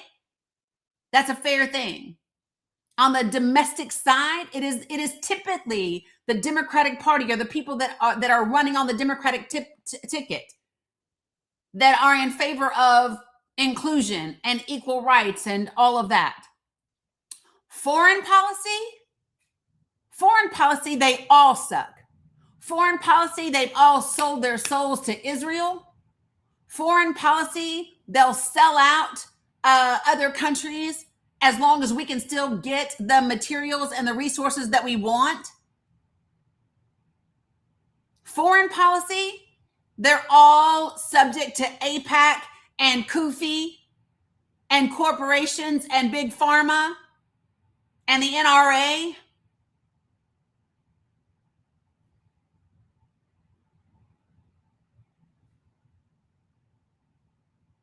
And that is why, and hear me when I say this, that is why in 2026, the midterms has to be about ensuring the progressive majority in Congress. And that's for the stabilization of this country. That's what that's about. That's back to at least a functioning democracy. And then 2028 is about any damn person in office, that is not rejecting AIPAC money. Anybody that is not, we are, Lord Dozier. Tell me you don't know. Can you define? Here's what I want you to do, Lord Dozier, because I know you cannot do it. Tell me the difference between a republic and a democracy, please. Tell me the difference.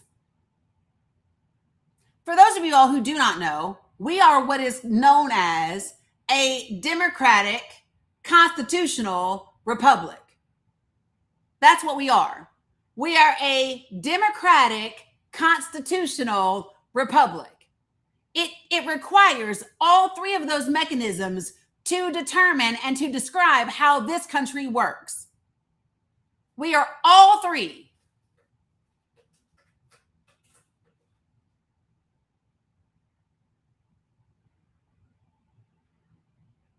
The Democratic piece is because you vote for your representative. And so your representative is supposed to be voting based on what they want, what their constituents desire. That is the democratic process that we participate in. Now, why do we have a constitution? We have a constitution in case those idiots that get elected to office sometimes start to trample over our rights. And then the Constitution is what enables the third branch of government that is separate and equal to put their ass in check.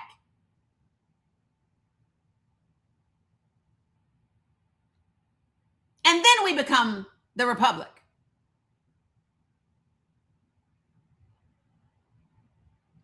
All three of those things. Democratic, constitutional, republic.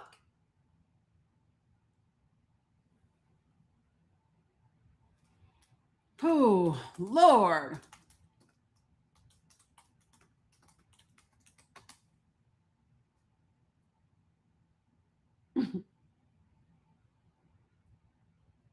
When we say that a democracy is ruled by the majority of the population, share with me how our representatives, which is where you get republic from, share with me how our representatives are chosen. I believe our representatives are chosen by the fucking popular vote, the majority. Yeah? Yeah? Right. Majority. Popular vote. That's the democracy part.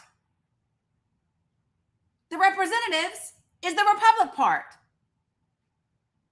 And then the Constitution is the judicial part.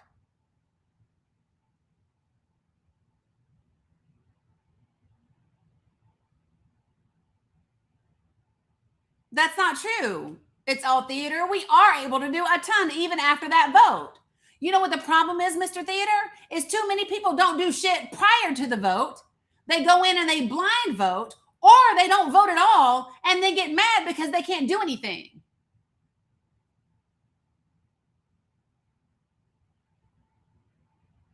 That's the problem. I said it yesterday and I've said it a bunch of times before this. The United States of America is in the position that we are in because after the 1970s, right, when we stopped seeing what we are seeing right now in Minneapolis, in most of the damn streets in the South, we were like, oh shit, we're done, we're good. And everybody put democracy in a crock pot and thought that shit was just gonna keep cooking. That's what people thought. You thought you could just put democracy in the crock pot and it was going to cook to perfection. And that shit burnt all to hell.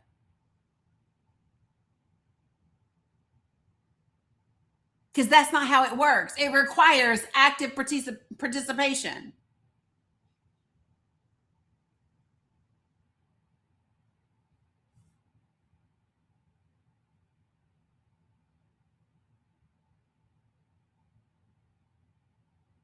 And you know what tickles me? Some of y'all are like, well, we're not going to have midterms. Well, why don't you fucking work today like we are, and then we will? Why don't you work today as if midterms are a guaranteed fact, and then we are much more likely to be able to have them? Your bitching and moaning on social media and your compliance in advance ain't helping.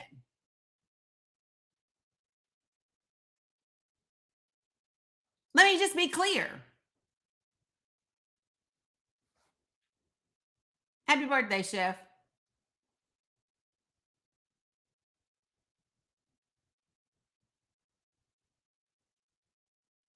Y'all are absolutely wild to me. You'd rather sit back and whine about things. So again, Scorrenta, you can't put him in jail when he's in office. Why? Because that is the policy of the Department of Justice. And if we would like to see that changed, then that means we must put people into Congress that are willing to pass a law that says you can prosecute a sitting president and then put it into the damn Constitution. There is no ability right now in this moment to prosecute Donald Trump. Why do you think he ran for office? No, you can't, Hot Rod. No, you can't. I mean, no, you can't. It's literally why the DOJ withdrew their case. He doesn't have presidential immunity, Pamela. That's not a thing. He does not have presidential immunity. It is the, quote, long-standing practice of the Department of Justice to not prosecute sitting presidents. One of the reasons we don't do that is because it creates enormous instability within the country and could leave us vulnerable to opposition. But the reason that's a problem right now is we're already unstable as hell.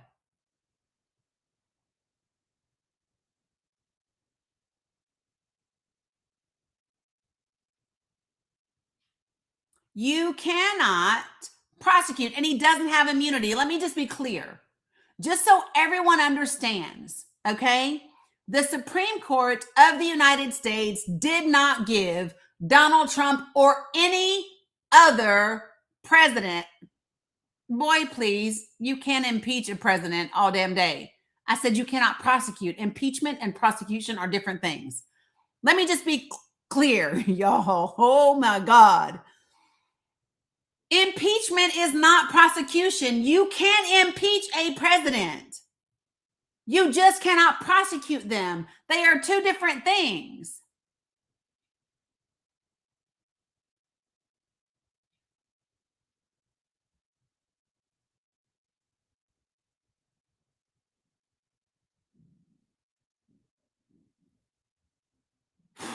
Happy birthday, Cam. No, DB, there was no law stating that he has immunity. Let me clear this up for everybody, okay? So number one, there is not a single law that has been passed by Congress regarding the president of the United States having immunity. That's not a thing. It didn't happen. What you are most likely referring to is the Supreme Court case where Donald Trump appealed to the Supreme Court saying that any action he took while he was president of the United States, no, they did not, Hot Rod. Damn. No, they did not. For fuck's sake. Can you just listen? Because you are like really loud and wrong. Listen, he does not have immunity. Here is what the Supreme Court said. The Supreme Court said that any action that is taken in the specific role as president. No, Pamela, the Supreme Court did not give him immunity. Dear God, y'all, just listen. What the Supreme Court said is this. The Supreme Court said that any president has presumptive immunity for actions done in their official capacity as president of the United States. And then they kicked the case back down to the district court to iron out and dissect which actions he took that were in his official capacity and which ones were not, so that he could be appropriately prosecuted. That is when Jack Smith went back, got a superseding indictment from a new grand jury, and they stripped out any of the charges that could have even been remotely considered to be part of his official role. And anyone that was left in, they had enough evidence to demonstrate why immunity still did not apply. And that is what they said. They said, listen, just because it was done in his official capacity doesn't mean he gets the immunity.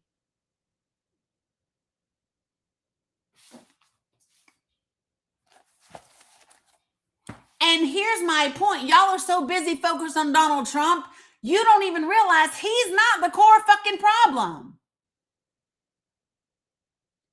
If you were to impeach Donald Trump right now and prosecute him right now, we would still be in the same fucking shithole, y'all. Because J.D. Vance was groomed and selected for this position. The Heritage Foundation put him in this position. Russell Vought is still going to be calling the shots behind the scenes. We will still have the same shit show that we have right now.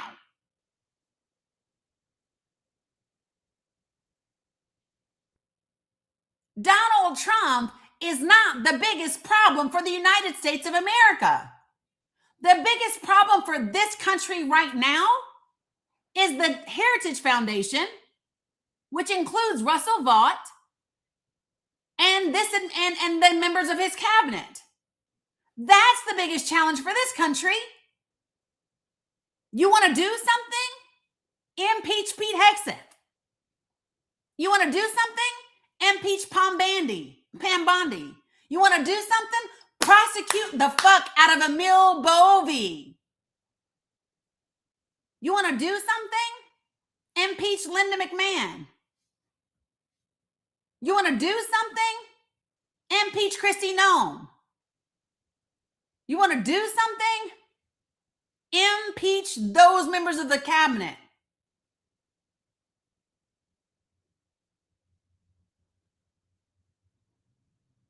And every single one of you all should be asking your members of Congress why they haven't done that.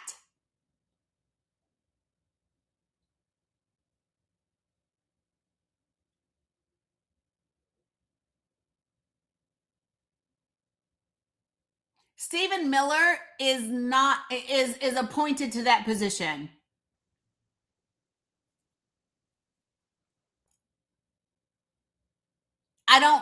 I disagree. I believe that we would not have the votes to impeach Donald Trump. I do believe we could have the votes to impeach Kristi Noem, Pete Hegseth. Let me throw Tulsi Gabbard's ass right on in there for lying to Congress. You could get the votes for those. There are Republicans right now that were part of the Senate confirmation hearings that are so pissed about the people that they confirmed.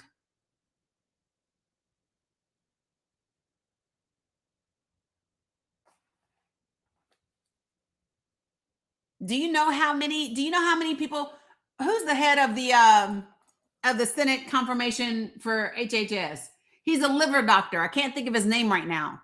He's a liver doctor, and he is so pissed because he had RFK in front of him, and it's when they had the hearings. They had the hearings for the former CDC director that RFK Jr. fired. To the point where, just so everyone understands, right? Cassidy, I believe, Darlene, Cassidy. No, Ben Carson's dumbass. No. It's Cassidy, I think. Anyway, he's a liver doctor. Okay. And he was specifically, he's a senator, and he was specifically asking the CDC director about these changes to vaccinations, specifically around hepatitis B, because he knows, it's Cassidy. Thank you, Susan. He knows what happens when you see babies that don't get the vaccination, and they end up getting hepatitis from mom. No, Ben Carson, I believe, is a neurosurgeon. I believe. But I don't even care because he's still dumb. I still can't. You could be book smart and still be dumb as hell, and I can't. And still have no integrity. But this is my point, is that there are people that are Republicans that were in part of these Senate confirmation hearings that want to undo the damage they have done. That's a real thing, people. And some of them aren't willing to take on Trump, but they would absolutely take on members of this cabinet.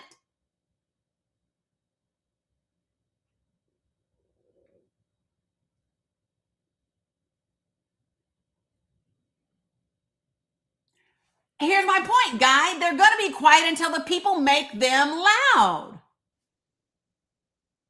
If you want them to be loud, you, the people, must give them permission. I know Cassidy voted to confirm Kennedy.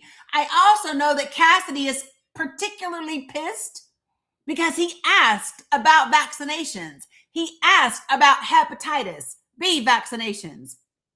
If you didn't watch the confirmation hearings, if you didn't watch the hearings of the former CDC director, do you all know that there's not a single person at the highest level of the CDC that is a career medical scientific professional? Do y'all know that? The head of all of the departments are political loyalist appointees.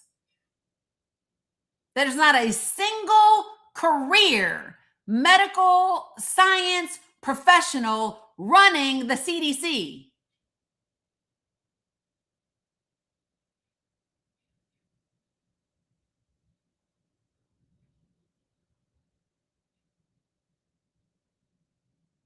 Folks, in my link tree is a link for you to contact every single one of your representatives, whether it's an email address, a phone number. I even put together a document that tells you the 5 ways to effectively email and contact your representatives.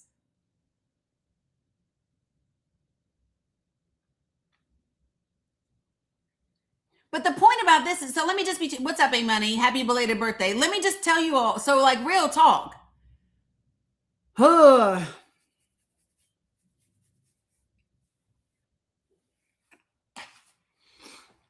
majority of people that I see talking about this are focused on what already happened and shit that ain't happened.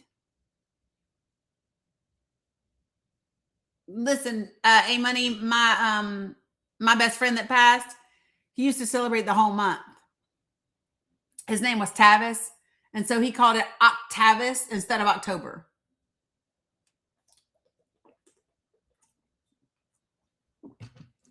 Do y'all hear me? Like, I'm not kidding you. I don't know any other way to say what I'm saying to you. They don't just get the country. Okay, we're gonna do something real quick because I only got like 30 more minutes, and y'all got me on here literally wanting to cancel my 1 o'clock today, even though I need to have it. I canceled it last week though. Okay. How many of you guys have this book called On Tyranny?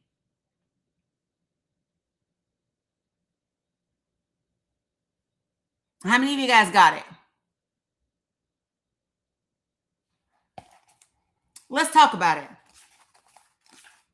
There are 20 lessons from the 20th century. So can we talk about it? Point 1, do not obey in advance. Do not obey in advance.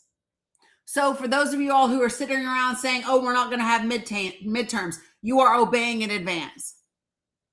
For those of you all who are not going to celebrate new candidates, for those of you all who are not writing postcards, knocking doors, emailing your elected officials, for those of you all who are not leveraging your circles, right?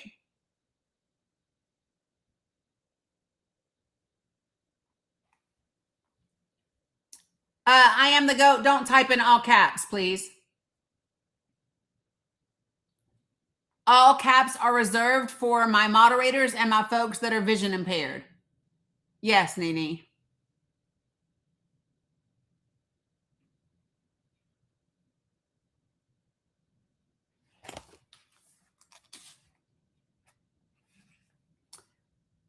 Most of the power that comes from I am the GOAT. Do you want to know how I know you're full of shit?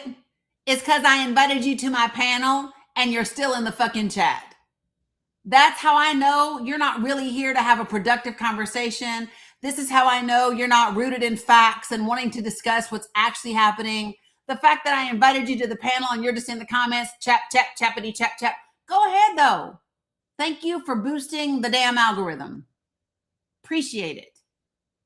So, most of the power of authoritarianism is freely given. Yes, the fuck I did. Look, I'll do it again. Invitation sent. Be a big boy and accept. You got this. I believe in you. I believe in you. You can do it.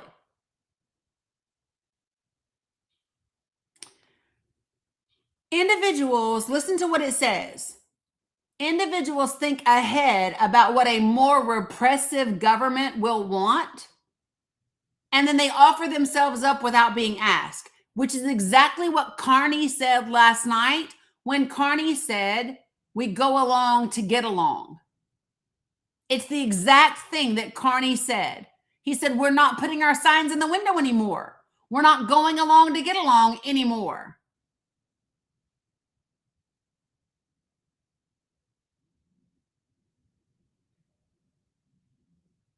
Y'all, they can't just cancel an election, y'all. They can't.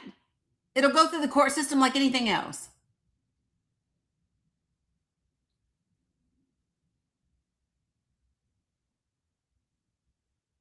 No, it's not what I think. Let me be clear, Michael James. It's not what I think. It's what I actually know to be fact. Do you want to know why I know that to be fact? Because I've actually listened to the testimony and to the interviews of the attorneys general across the country that have talked about what this administration, the efforts they might take to get rid of the midterms, and the fact that I don't know if y'all get this or not, but the Democratic attorneys generals all across this country, they began meeting the week after the 2024 election. And they began to take Project 2025 in different sections. Do you know this, y'all? And they began to look at what states, what statutes applied where they had leverage to protect their states against the administration. That is why when Donald Trump attempted to withhold federal funding for schools in North Carolina last August, they sued the shit out of the administration and got their funding a day later. Just so we're clear, they met, they broke down the damn document. And here's what I trust.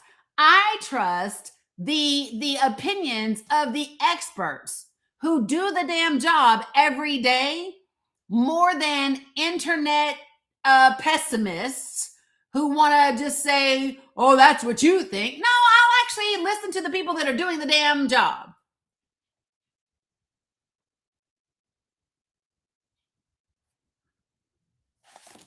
On tyranny, Nance.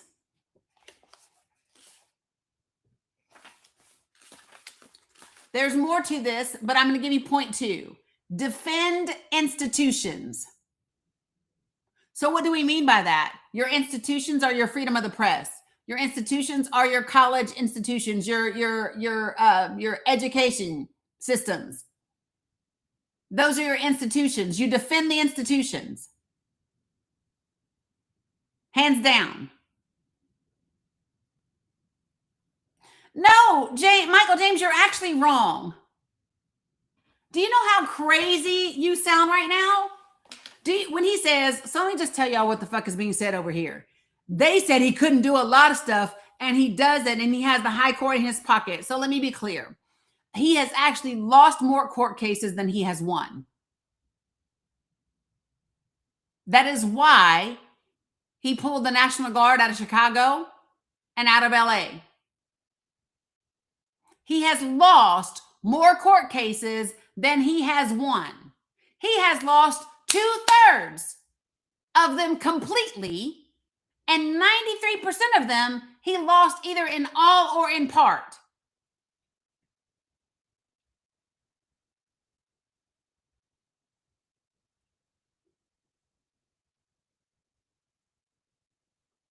But y'all just sitting around here looking at damn headlines.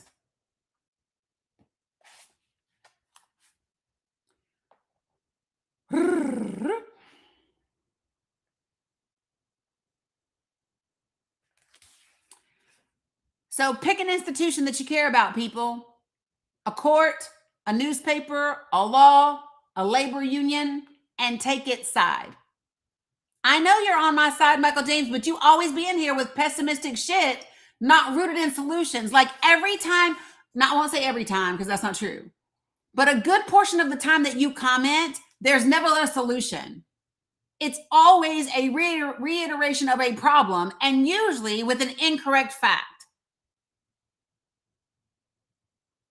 So if you want to be on my side, you can state what the issue is, state it factually, state it accurately, and come with a fucking solution, or at least an idea towards the solution.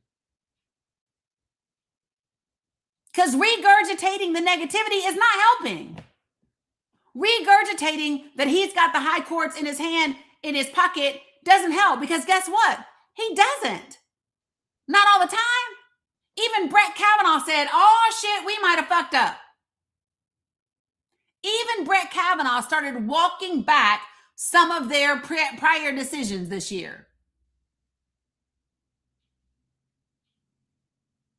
So it is not a given. Let me tell you something, folks. If they were where they wanted to be right now, it would be very different.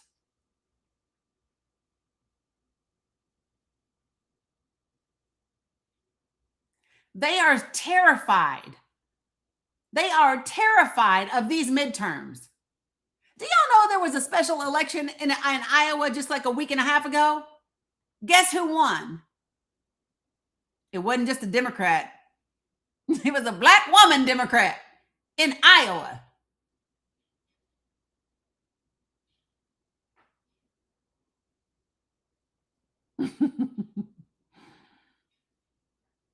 Just so we're clear, people, we are winning. Yeah, Virginia, listen, Virginia, Abigail and Jay have come into office in Virginia and said, whoop-de, whoop-de, whoop-de, whoop. No ICE, no this, no plat. We're not doing that. Yep, we're going to revoke that. We're going to put this together. Yeah, no. And the thing is, what you all don't understand is that the majority of the things that impact your everyday life are done at a local and state level. A local and state level. What's happening? Who's running for office for your county commission, for your board of mayor and aldermen, for your board of supervisors, for your board of education? Who's running for office in those spaces? What legislation is your state legislature putting forward? Tennessee, I'm going to tell you right now, your damn state legislature is off the damn chain. They literally are about to make ICE the new Triple K organization, no holds barred, whatever the fuck they want to do in Tennessee. You better get your people. You better get your people, Tennessee. They up there meeting with Stephen Miller.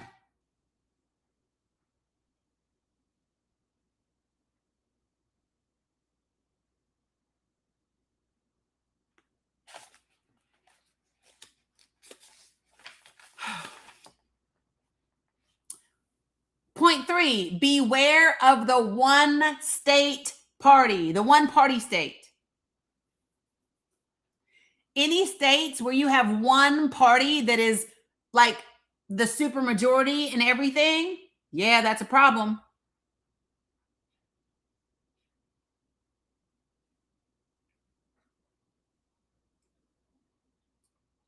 Vote in local and state elections and run for office if you can.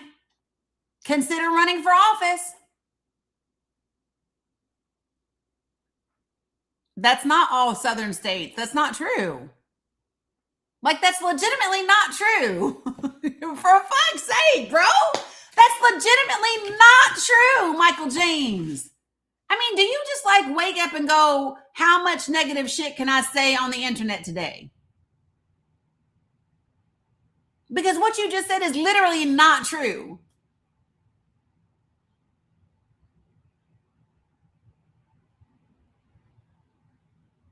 Mississippi just broke the damn majority in their state legislature.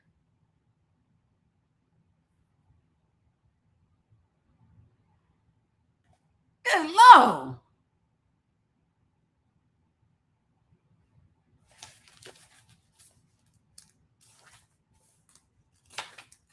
Vote in your state and local elections, people, and consider running for office.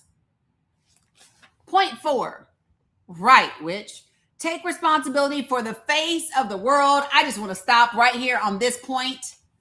Take responsibility for the face of the world. If you're showing up every day with nothing but problems, take responsibility for the fact that there's not any fucking solutions right now. If you're showing up in the world every day saying, oh, shit's only going to get worse, and then going, see, I told y'all, take responsibility. You are bringing this shit to fruition with your words and your lack of action. Take responsibility. If you're showing up every day and saying, oh, maggots are demons and maggots are dumb and maggots are dead, take responsibility for the fact that you are literally pushing people away from creating any understanding. Take responsibility.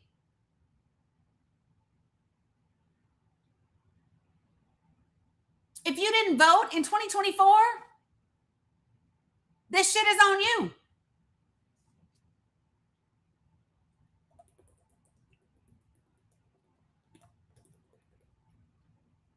Yes, which we can.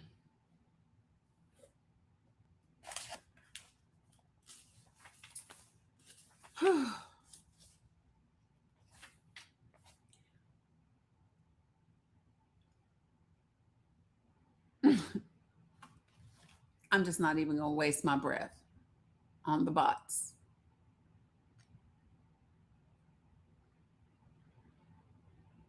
I'm going to tell you who I blame. I'm going to tell you who I blame and who I have an issue with more than people that voted for Trump.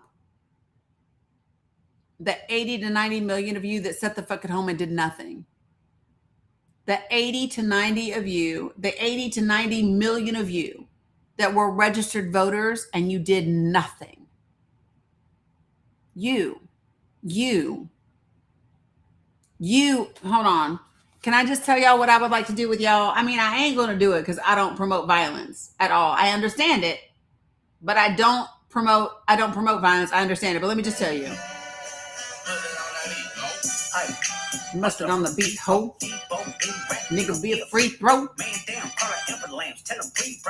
Here it comes. What's up with these jabroni eyes?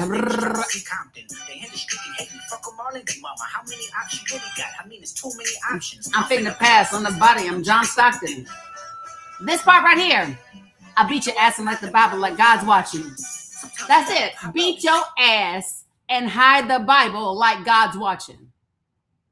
When Christy Nome said Jesus wouldn't storm the church, bitch, he turned over tables, braided a whip, and whipped their ass out the door.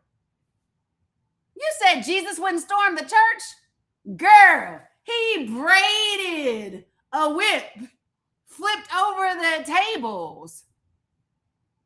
Tell me you don't know your Bible. Tell me you don't know your Bible. Christy Nome, because he sure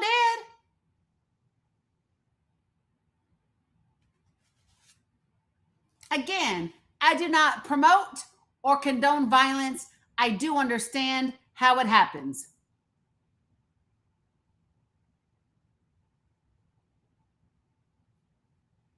The Bible is not the problem, Michael James. It is the weaponization of the Bible that's the problem.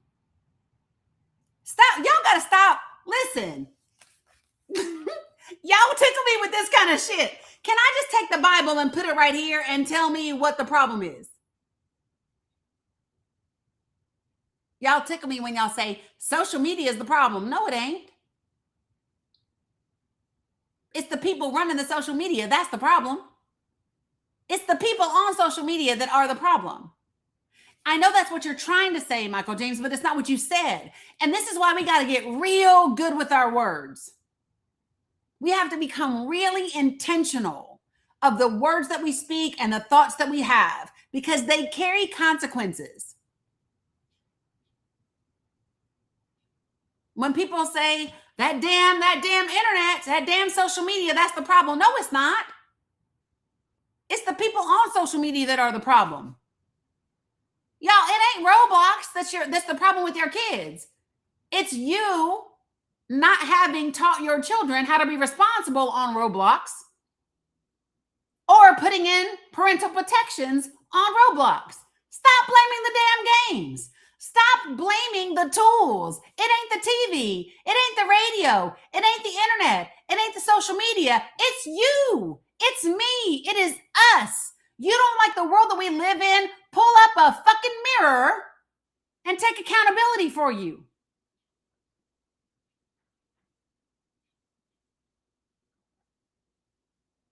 You don't like the world that we are in?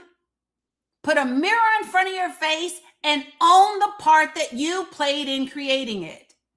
It's everybody's fault, Michael James. Every bit of it. That's the part that people don't win.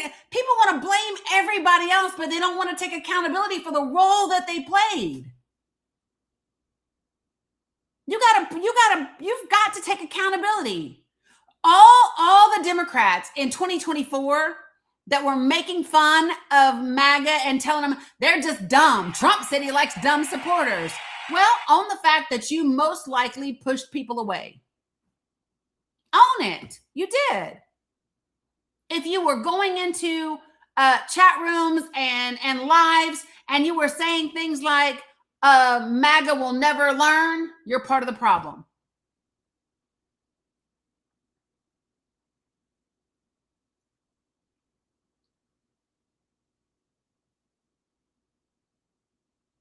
I'm just saying, take accountability for the world that we created together. You want to know what is the world becoming? My answer to you is whatever we choose to make it. I know it is, AJ, and I'm having a hard time. Yes, Bill Leacock. Roger Stone actually said that. He actually also said that Jared Kushner needed to be investigated. He also said that Donald Trump needed a long prison sentence and that he needed to be impeached. He said all of those things. Sure did.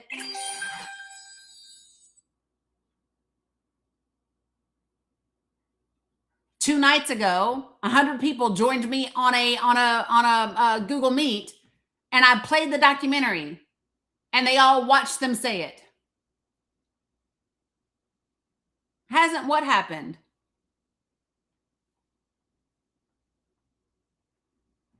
I don't know what you're referring to.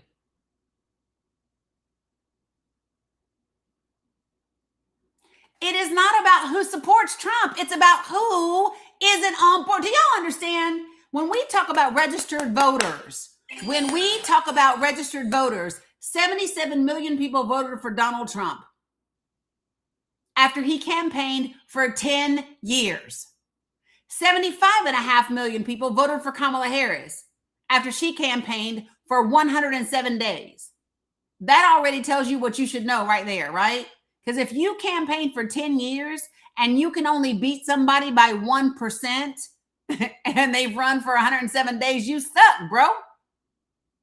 And guess what? More people didn't vote at all. More people didn't vote at all than voted for either one of them.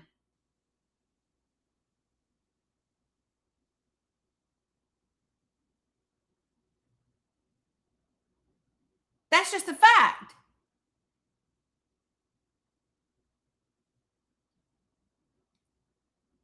So, 80 million.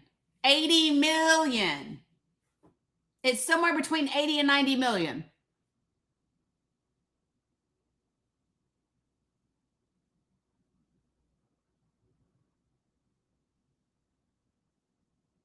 Yeah, there's a filing in the DOJ. I don't know if you all saw this or not, but the DOJ has done a filing. Don't talk to the trolls, please. Don't do it.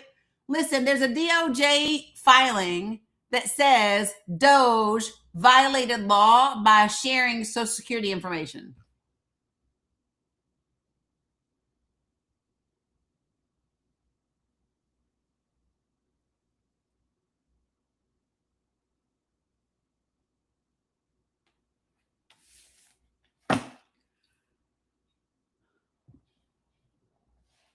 When people ask me, what do we need to do? It's what you do. What can you do? That's the question.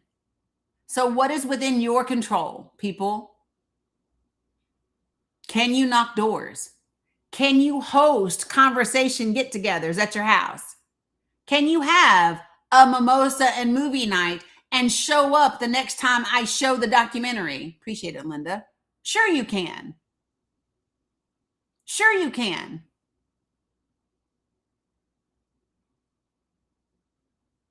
Can you run for local office? Probably.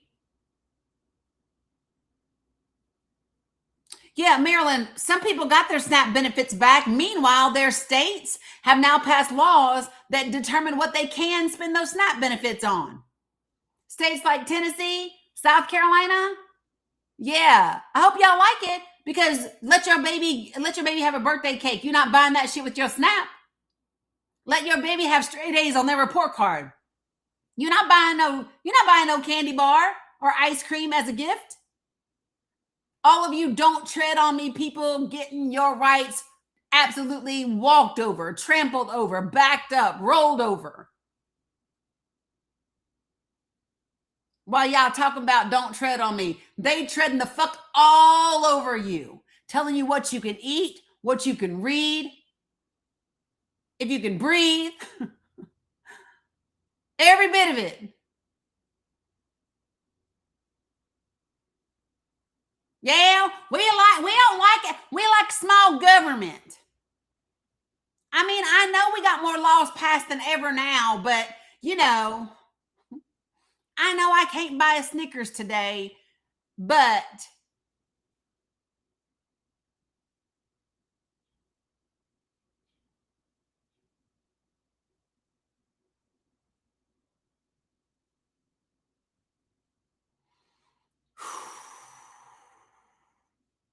Salam Amu Balik. So here's what I need you to do right now. If you are on TikTok, go up here, click your little red heart me. It's right above my finger. It's to the right of my name. Send your little daily heart me. If you've already sent it, claim your points. Right? Y'all, and what you see right now is not anger. This is a ridiculous amount of passion. Because despite what this country and this government has shown me, my entire 50 plus years on this planet, I actually believe that we are better than this shit. I actually believe we are better than this. And I do believe that more people want different than want this. Whether it's white people, brown people, yellow people, red people, whatever color people, whatever pronouns people use, whoever they love, whoever they don't love, I believe that the vast majority of Americans want different than what we have. And the majority of them question what they're being told. Even if they don't completely disbelieve the lies, they got that little nudge in their gut that says, this shit right here ain't right. And so we have to be the bridge for those people to say, you're right. This shit ain't right. You are correct. This is not right. Pregnant women should not be dragged down the street in the United States of America. That should not be a thing. We should not have people that are armed in damn near military gear trying to get into daycares. We should not have people knocking out the windows to people's cars because you don't want to answer the question. I don't care who you are. That's not freedom. That's not freedom.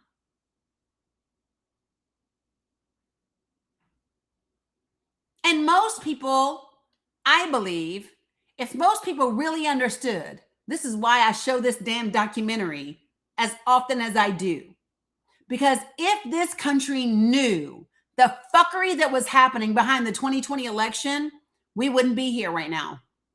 If you all could have heard what Roger Stone said and what Matt Gaetz said and the conversation Roger Stone had with General Flynn, if you had actually read the transcripts from Eric Hirschman, man, listen, you would know. You'd be like, hell no.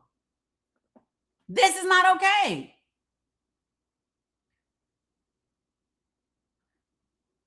And this is why every single day you got to show up here.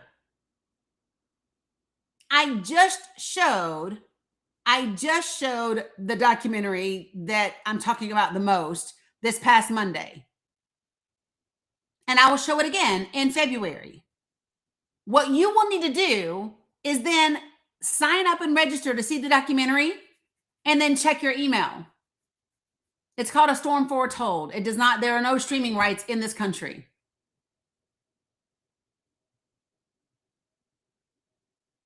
Those are the choices. It's not my job to do. I'm offering it to you. I'm saying, come watch it for free. Join my Google Meet. I can host up to 1,000 people at a time. I do, Brad Short. Thank you. Karen, I have to put the registration back up because I just showed it on. You did, Sunday Rose. You got an email. I sent 740 emails on Monday. Check your spam. Check your promotional folder. You got an email.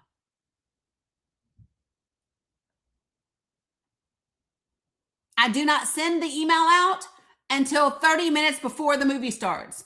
Why? So that a bunch of damn people aren't sharing it. So anyway, I gotta go. I actually have therapy right now, y'all. So once I do that, I will do my best to come back and go live again. Okay. Appreciate you all. Love you, mean it. Claim your points. Thanks for liking and sharing and following and all of the things. And we'll be back. Okay. I'll see you guys later.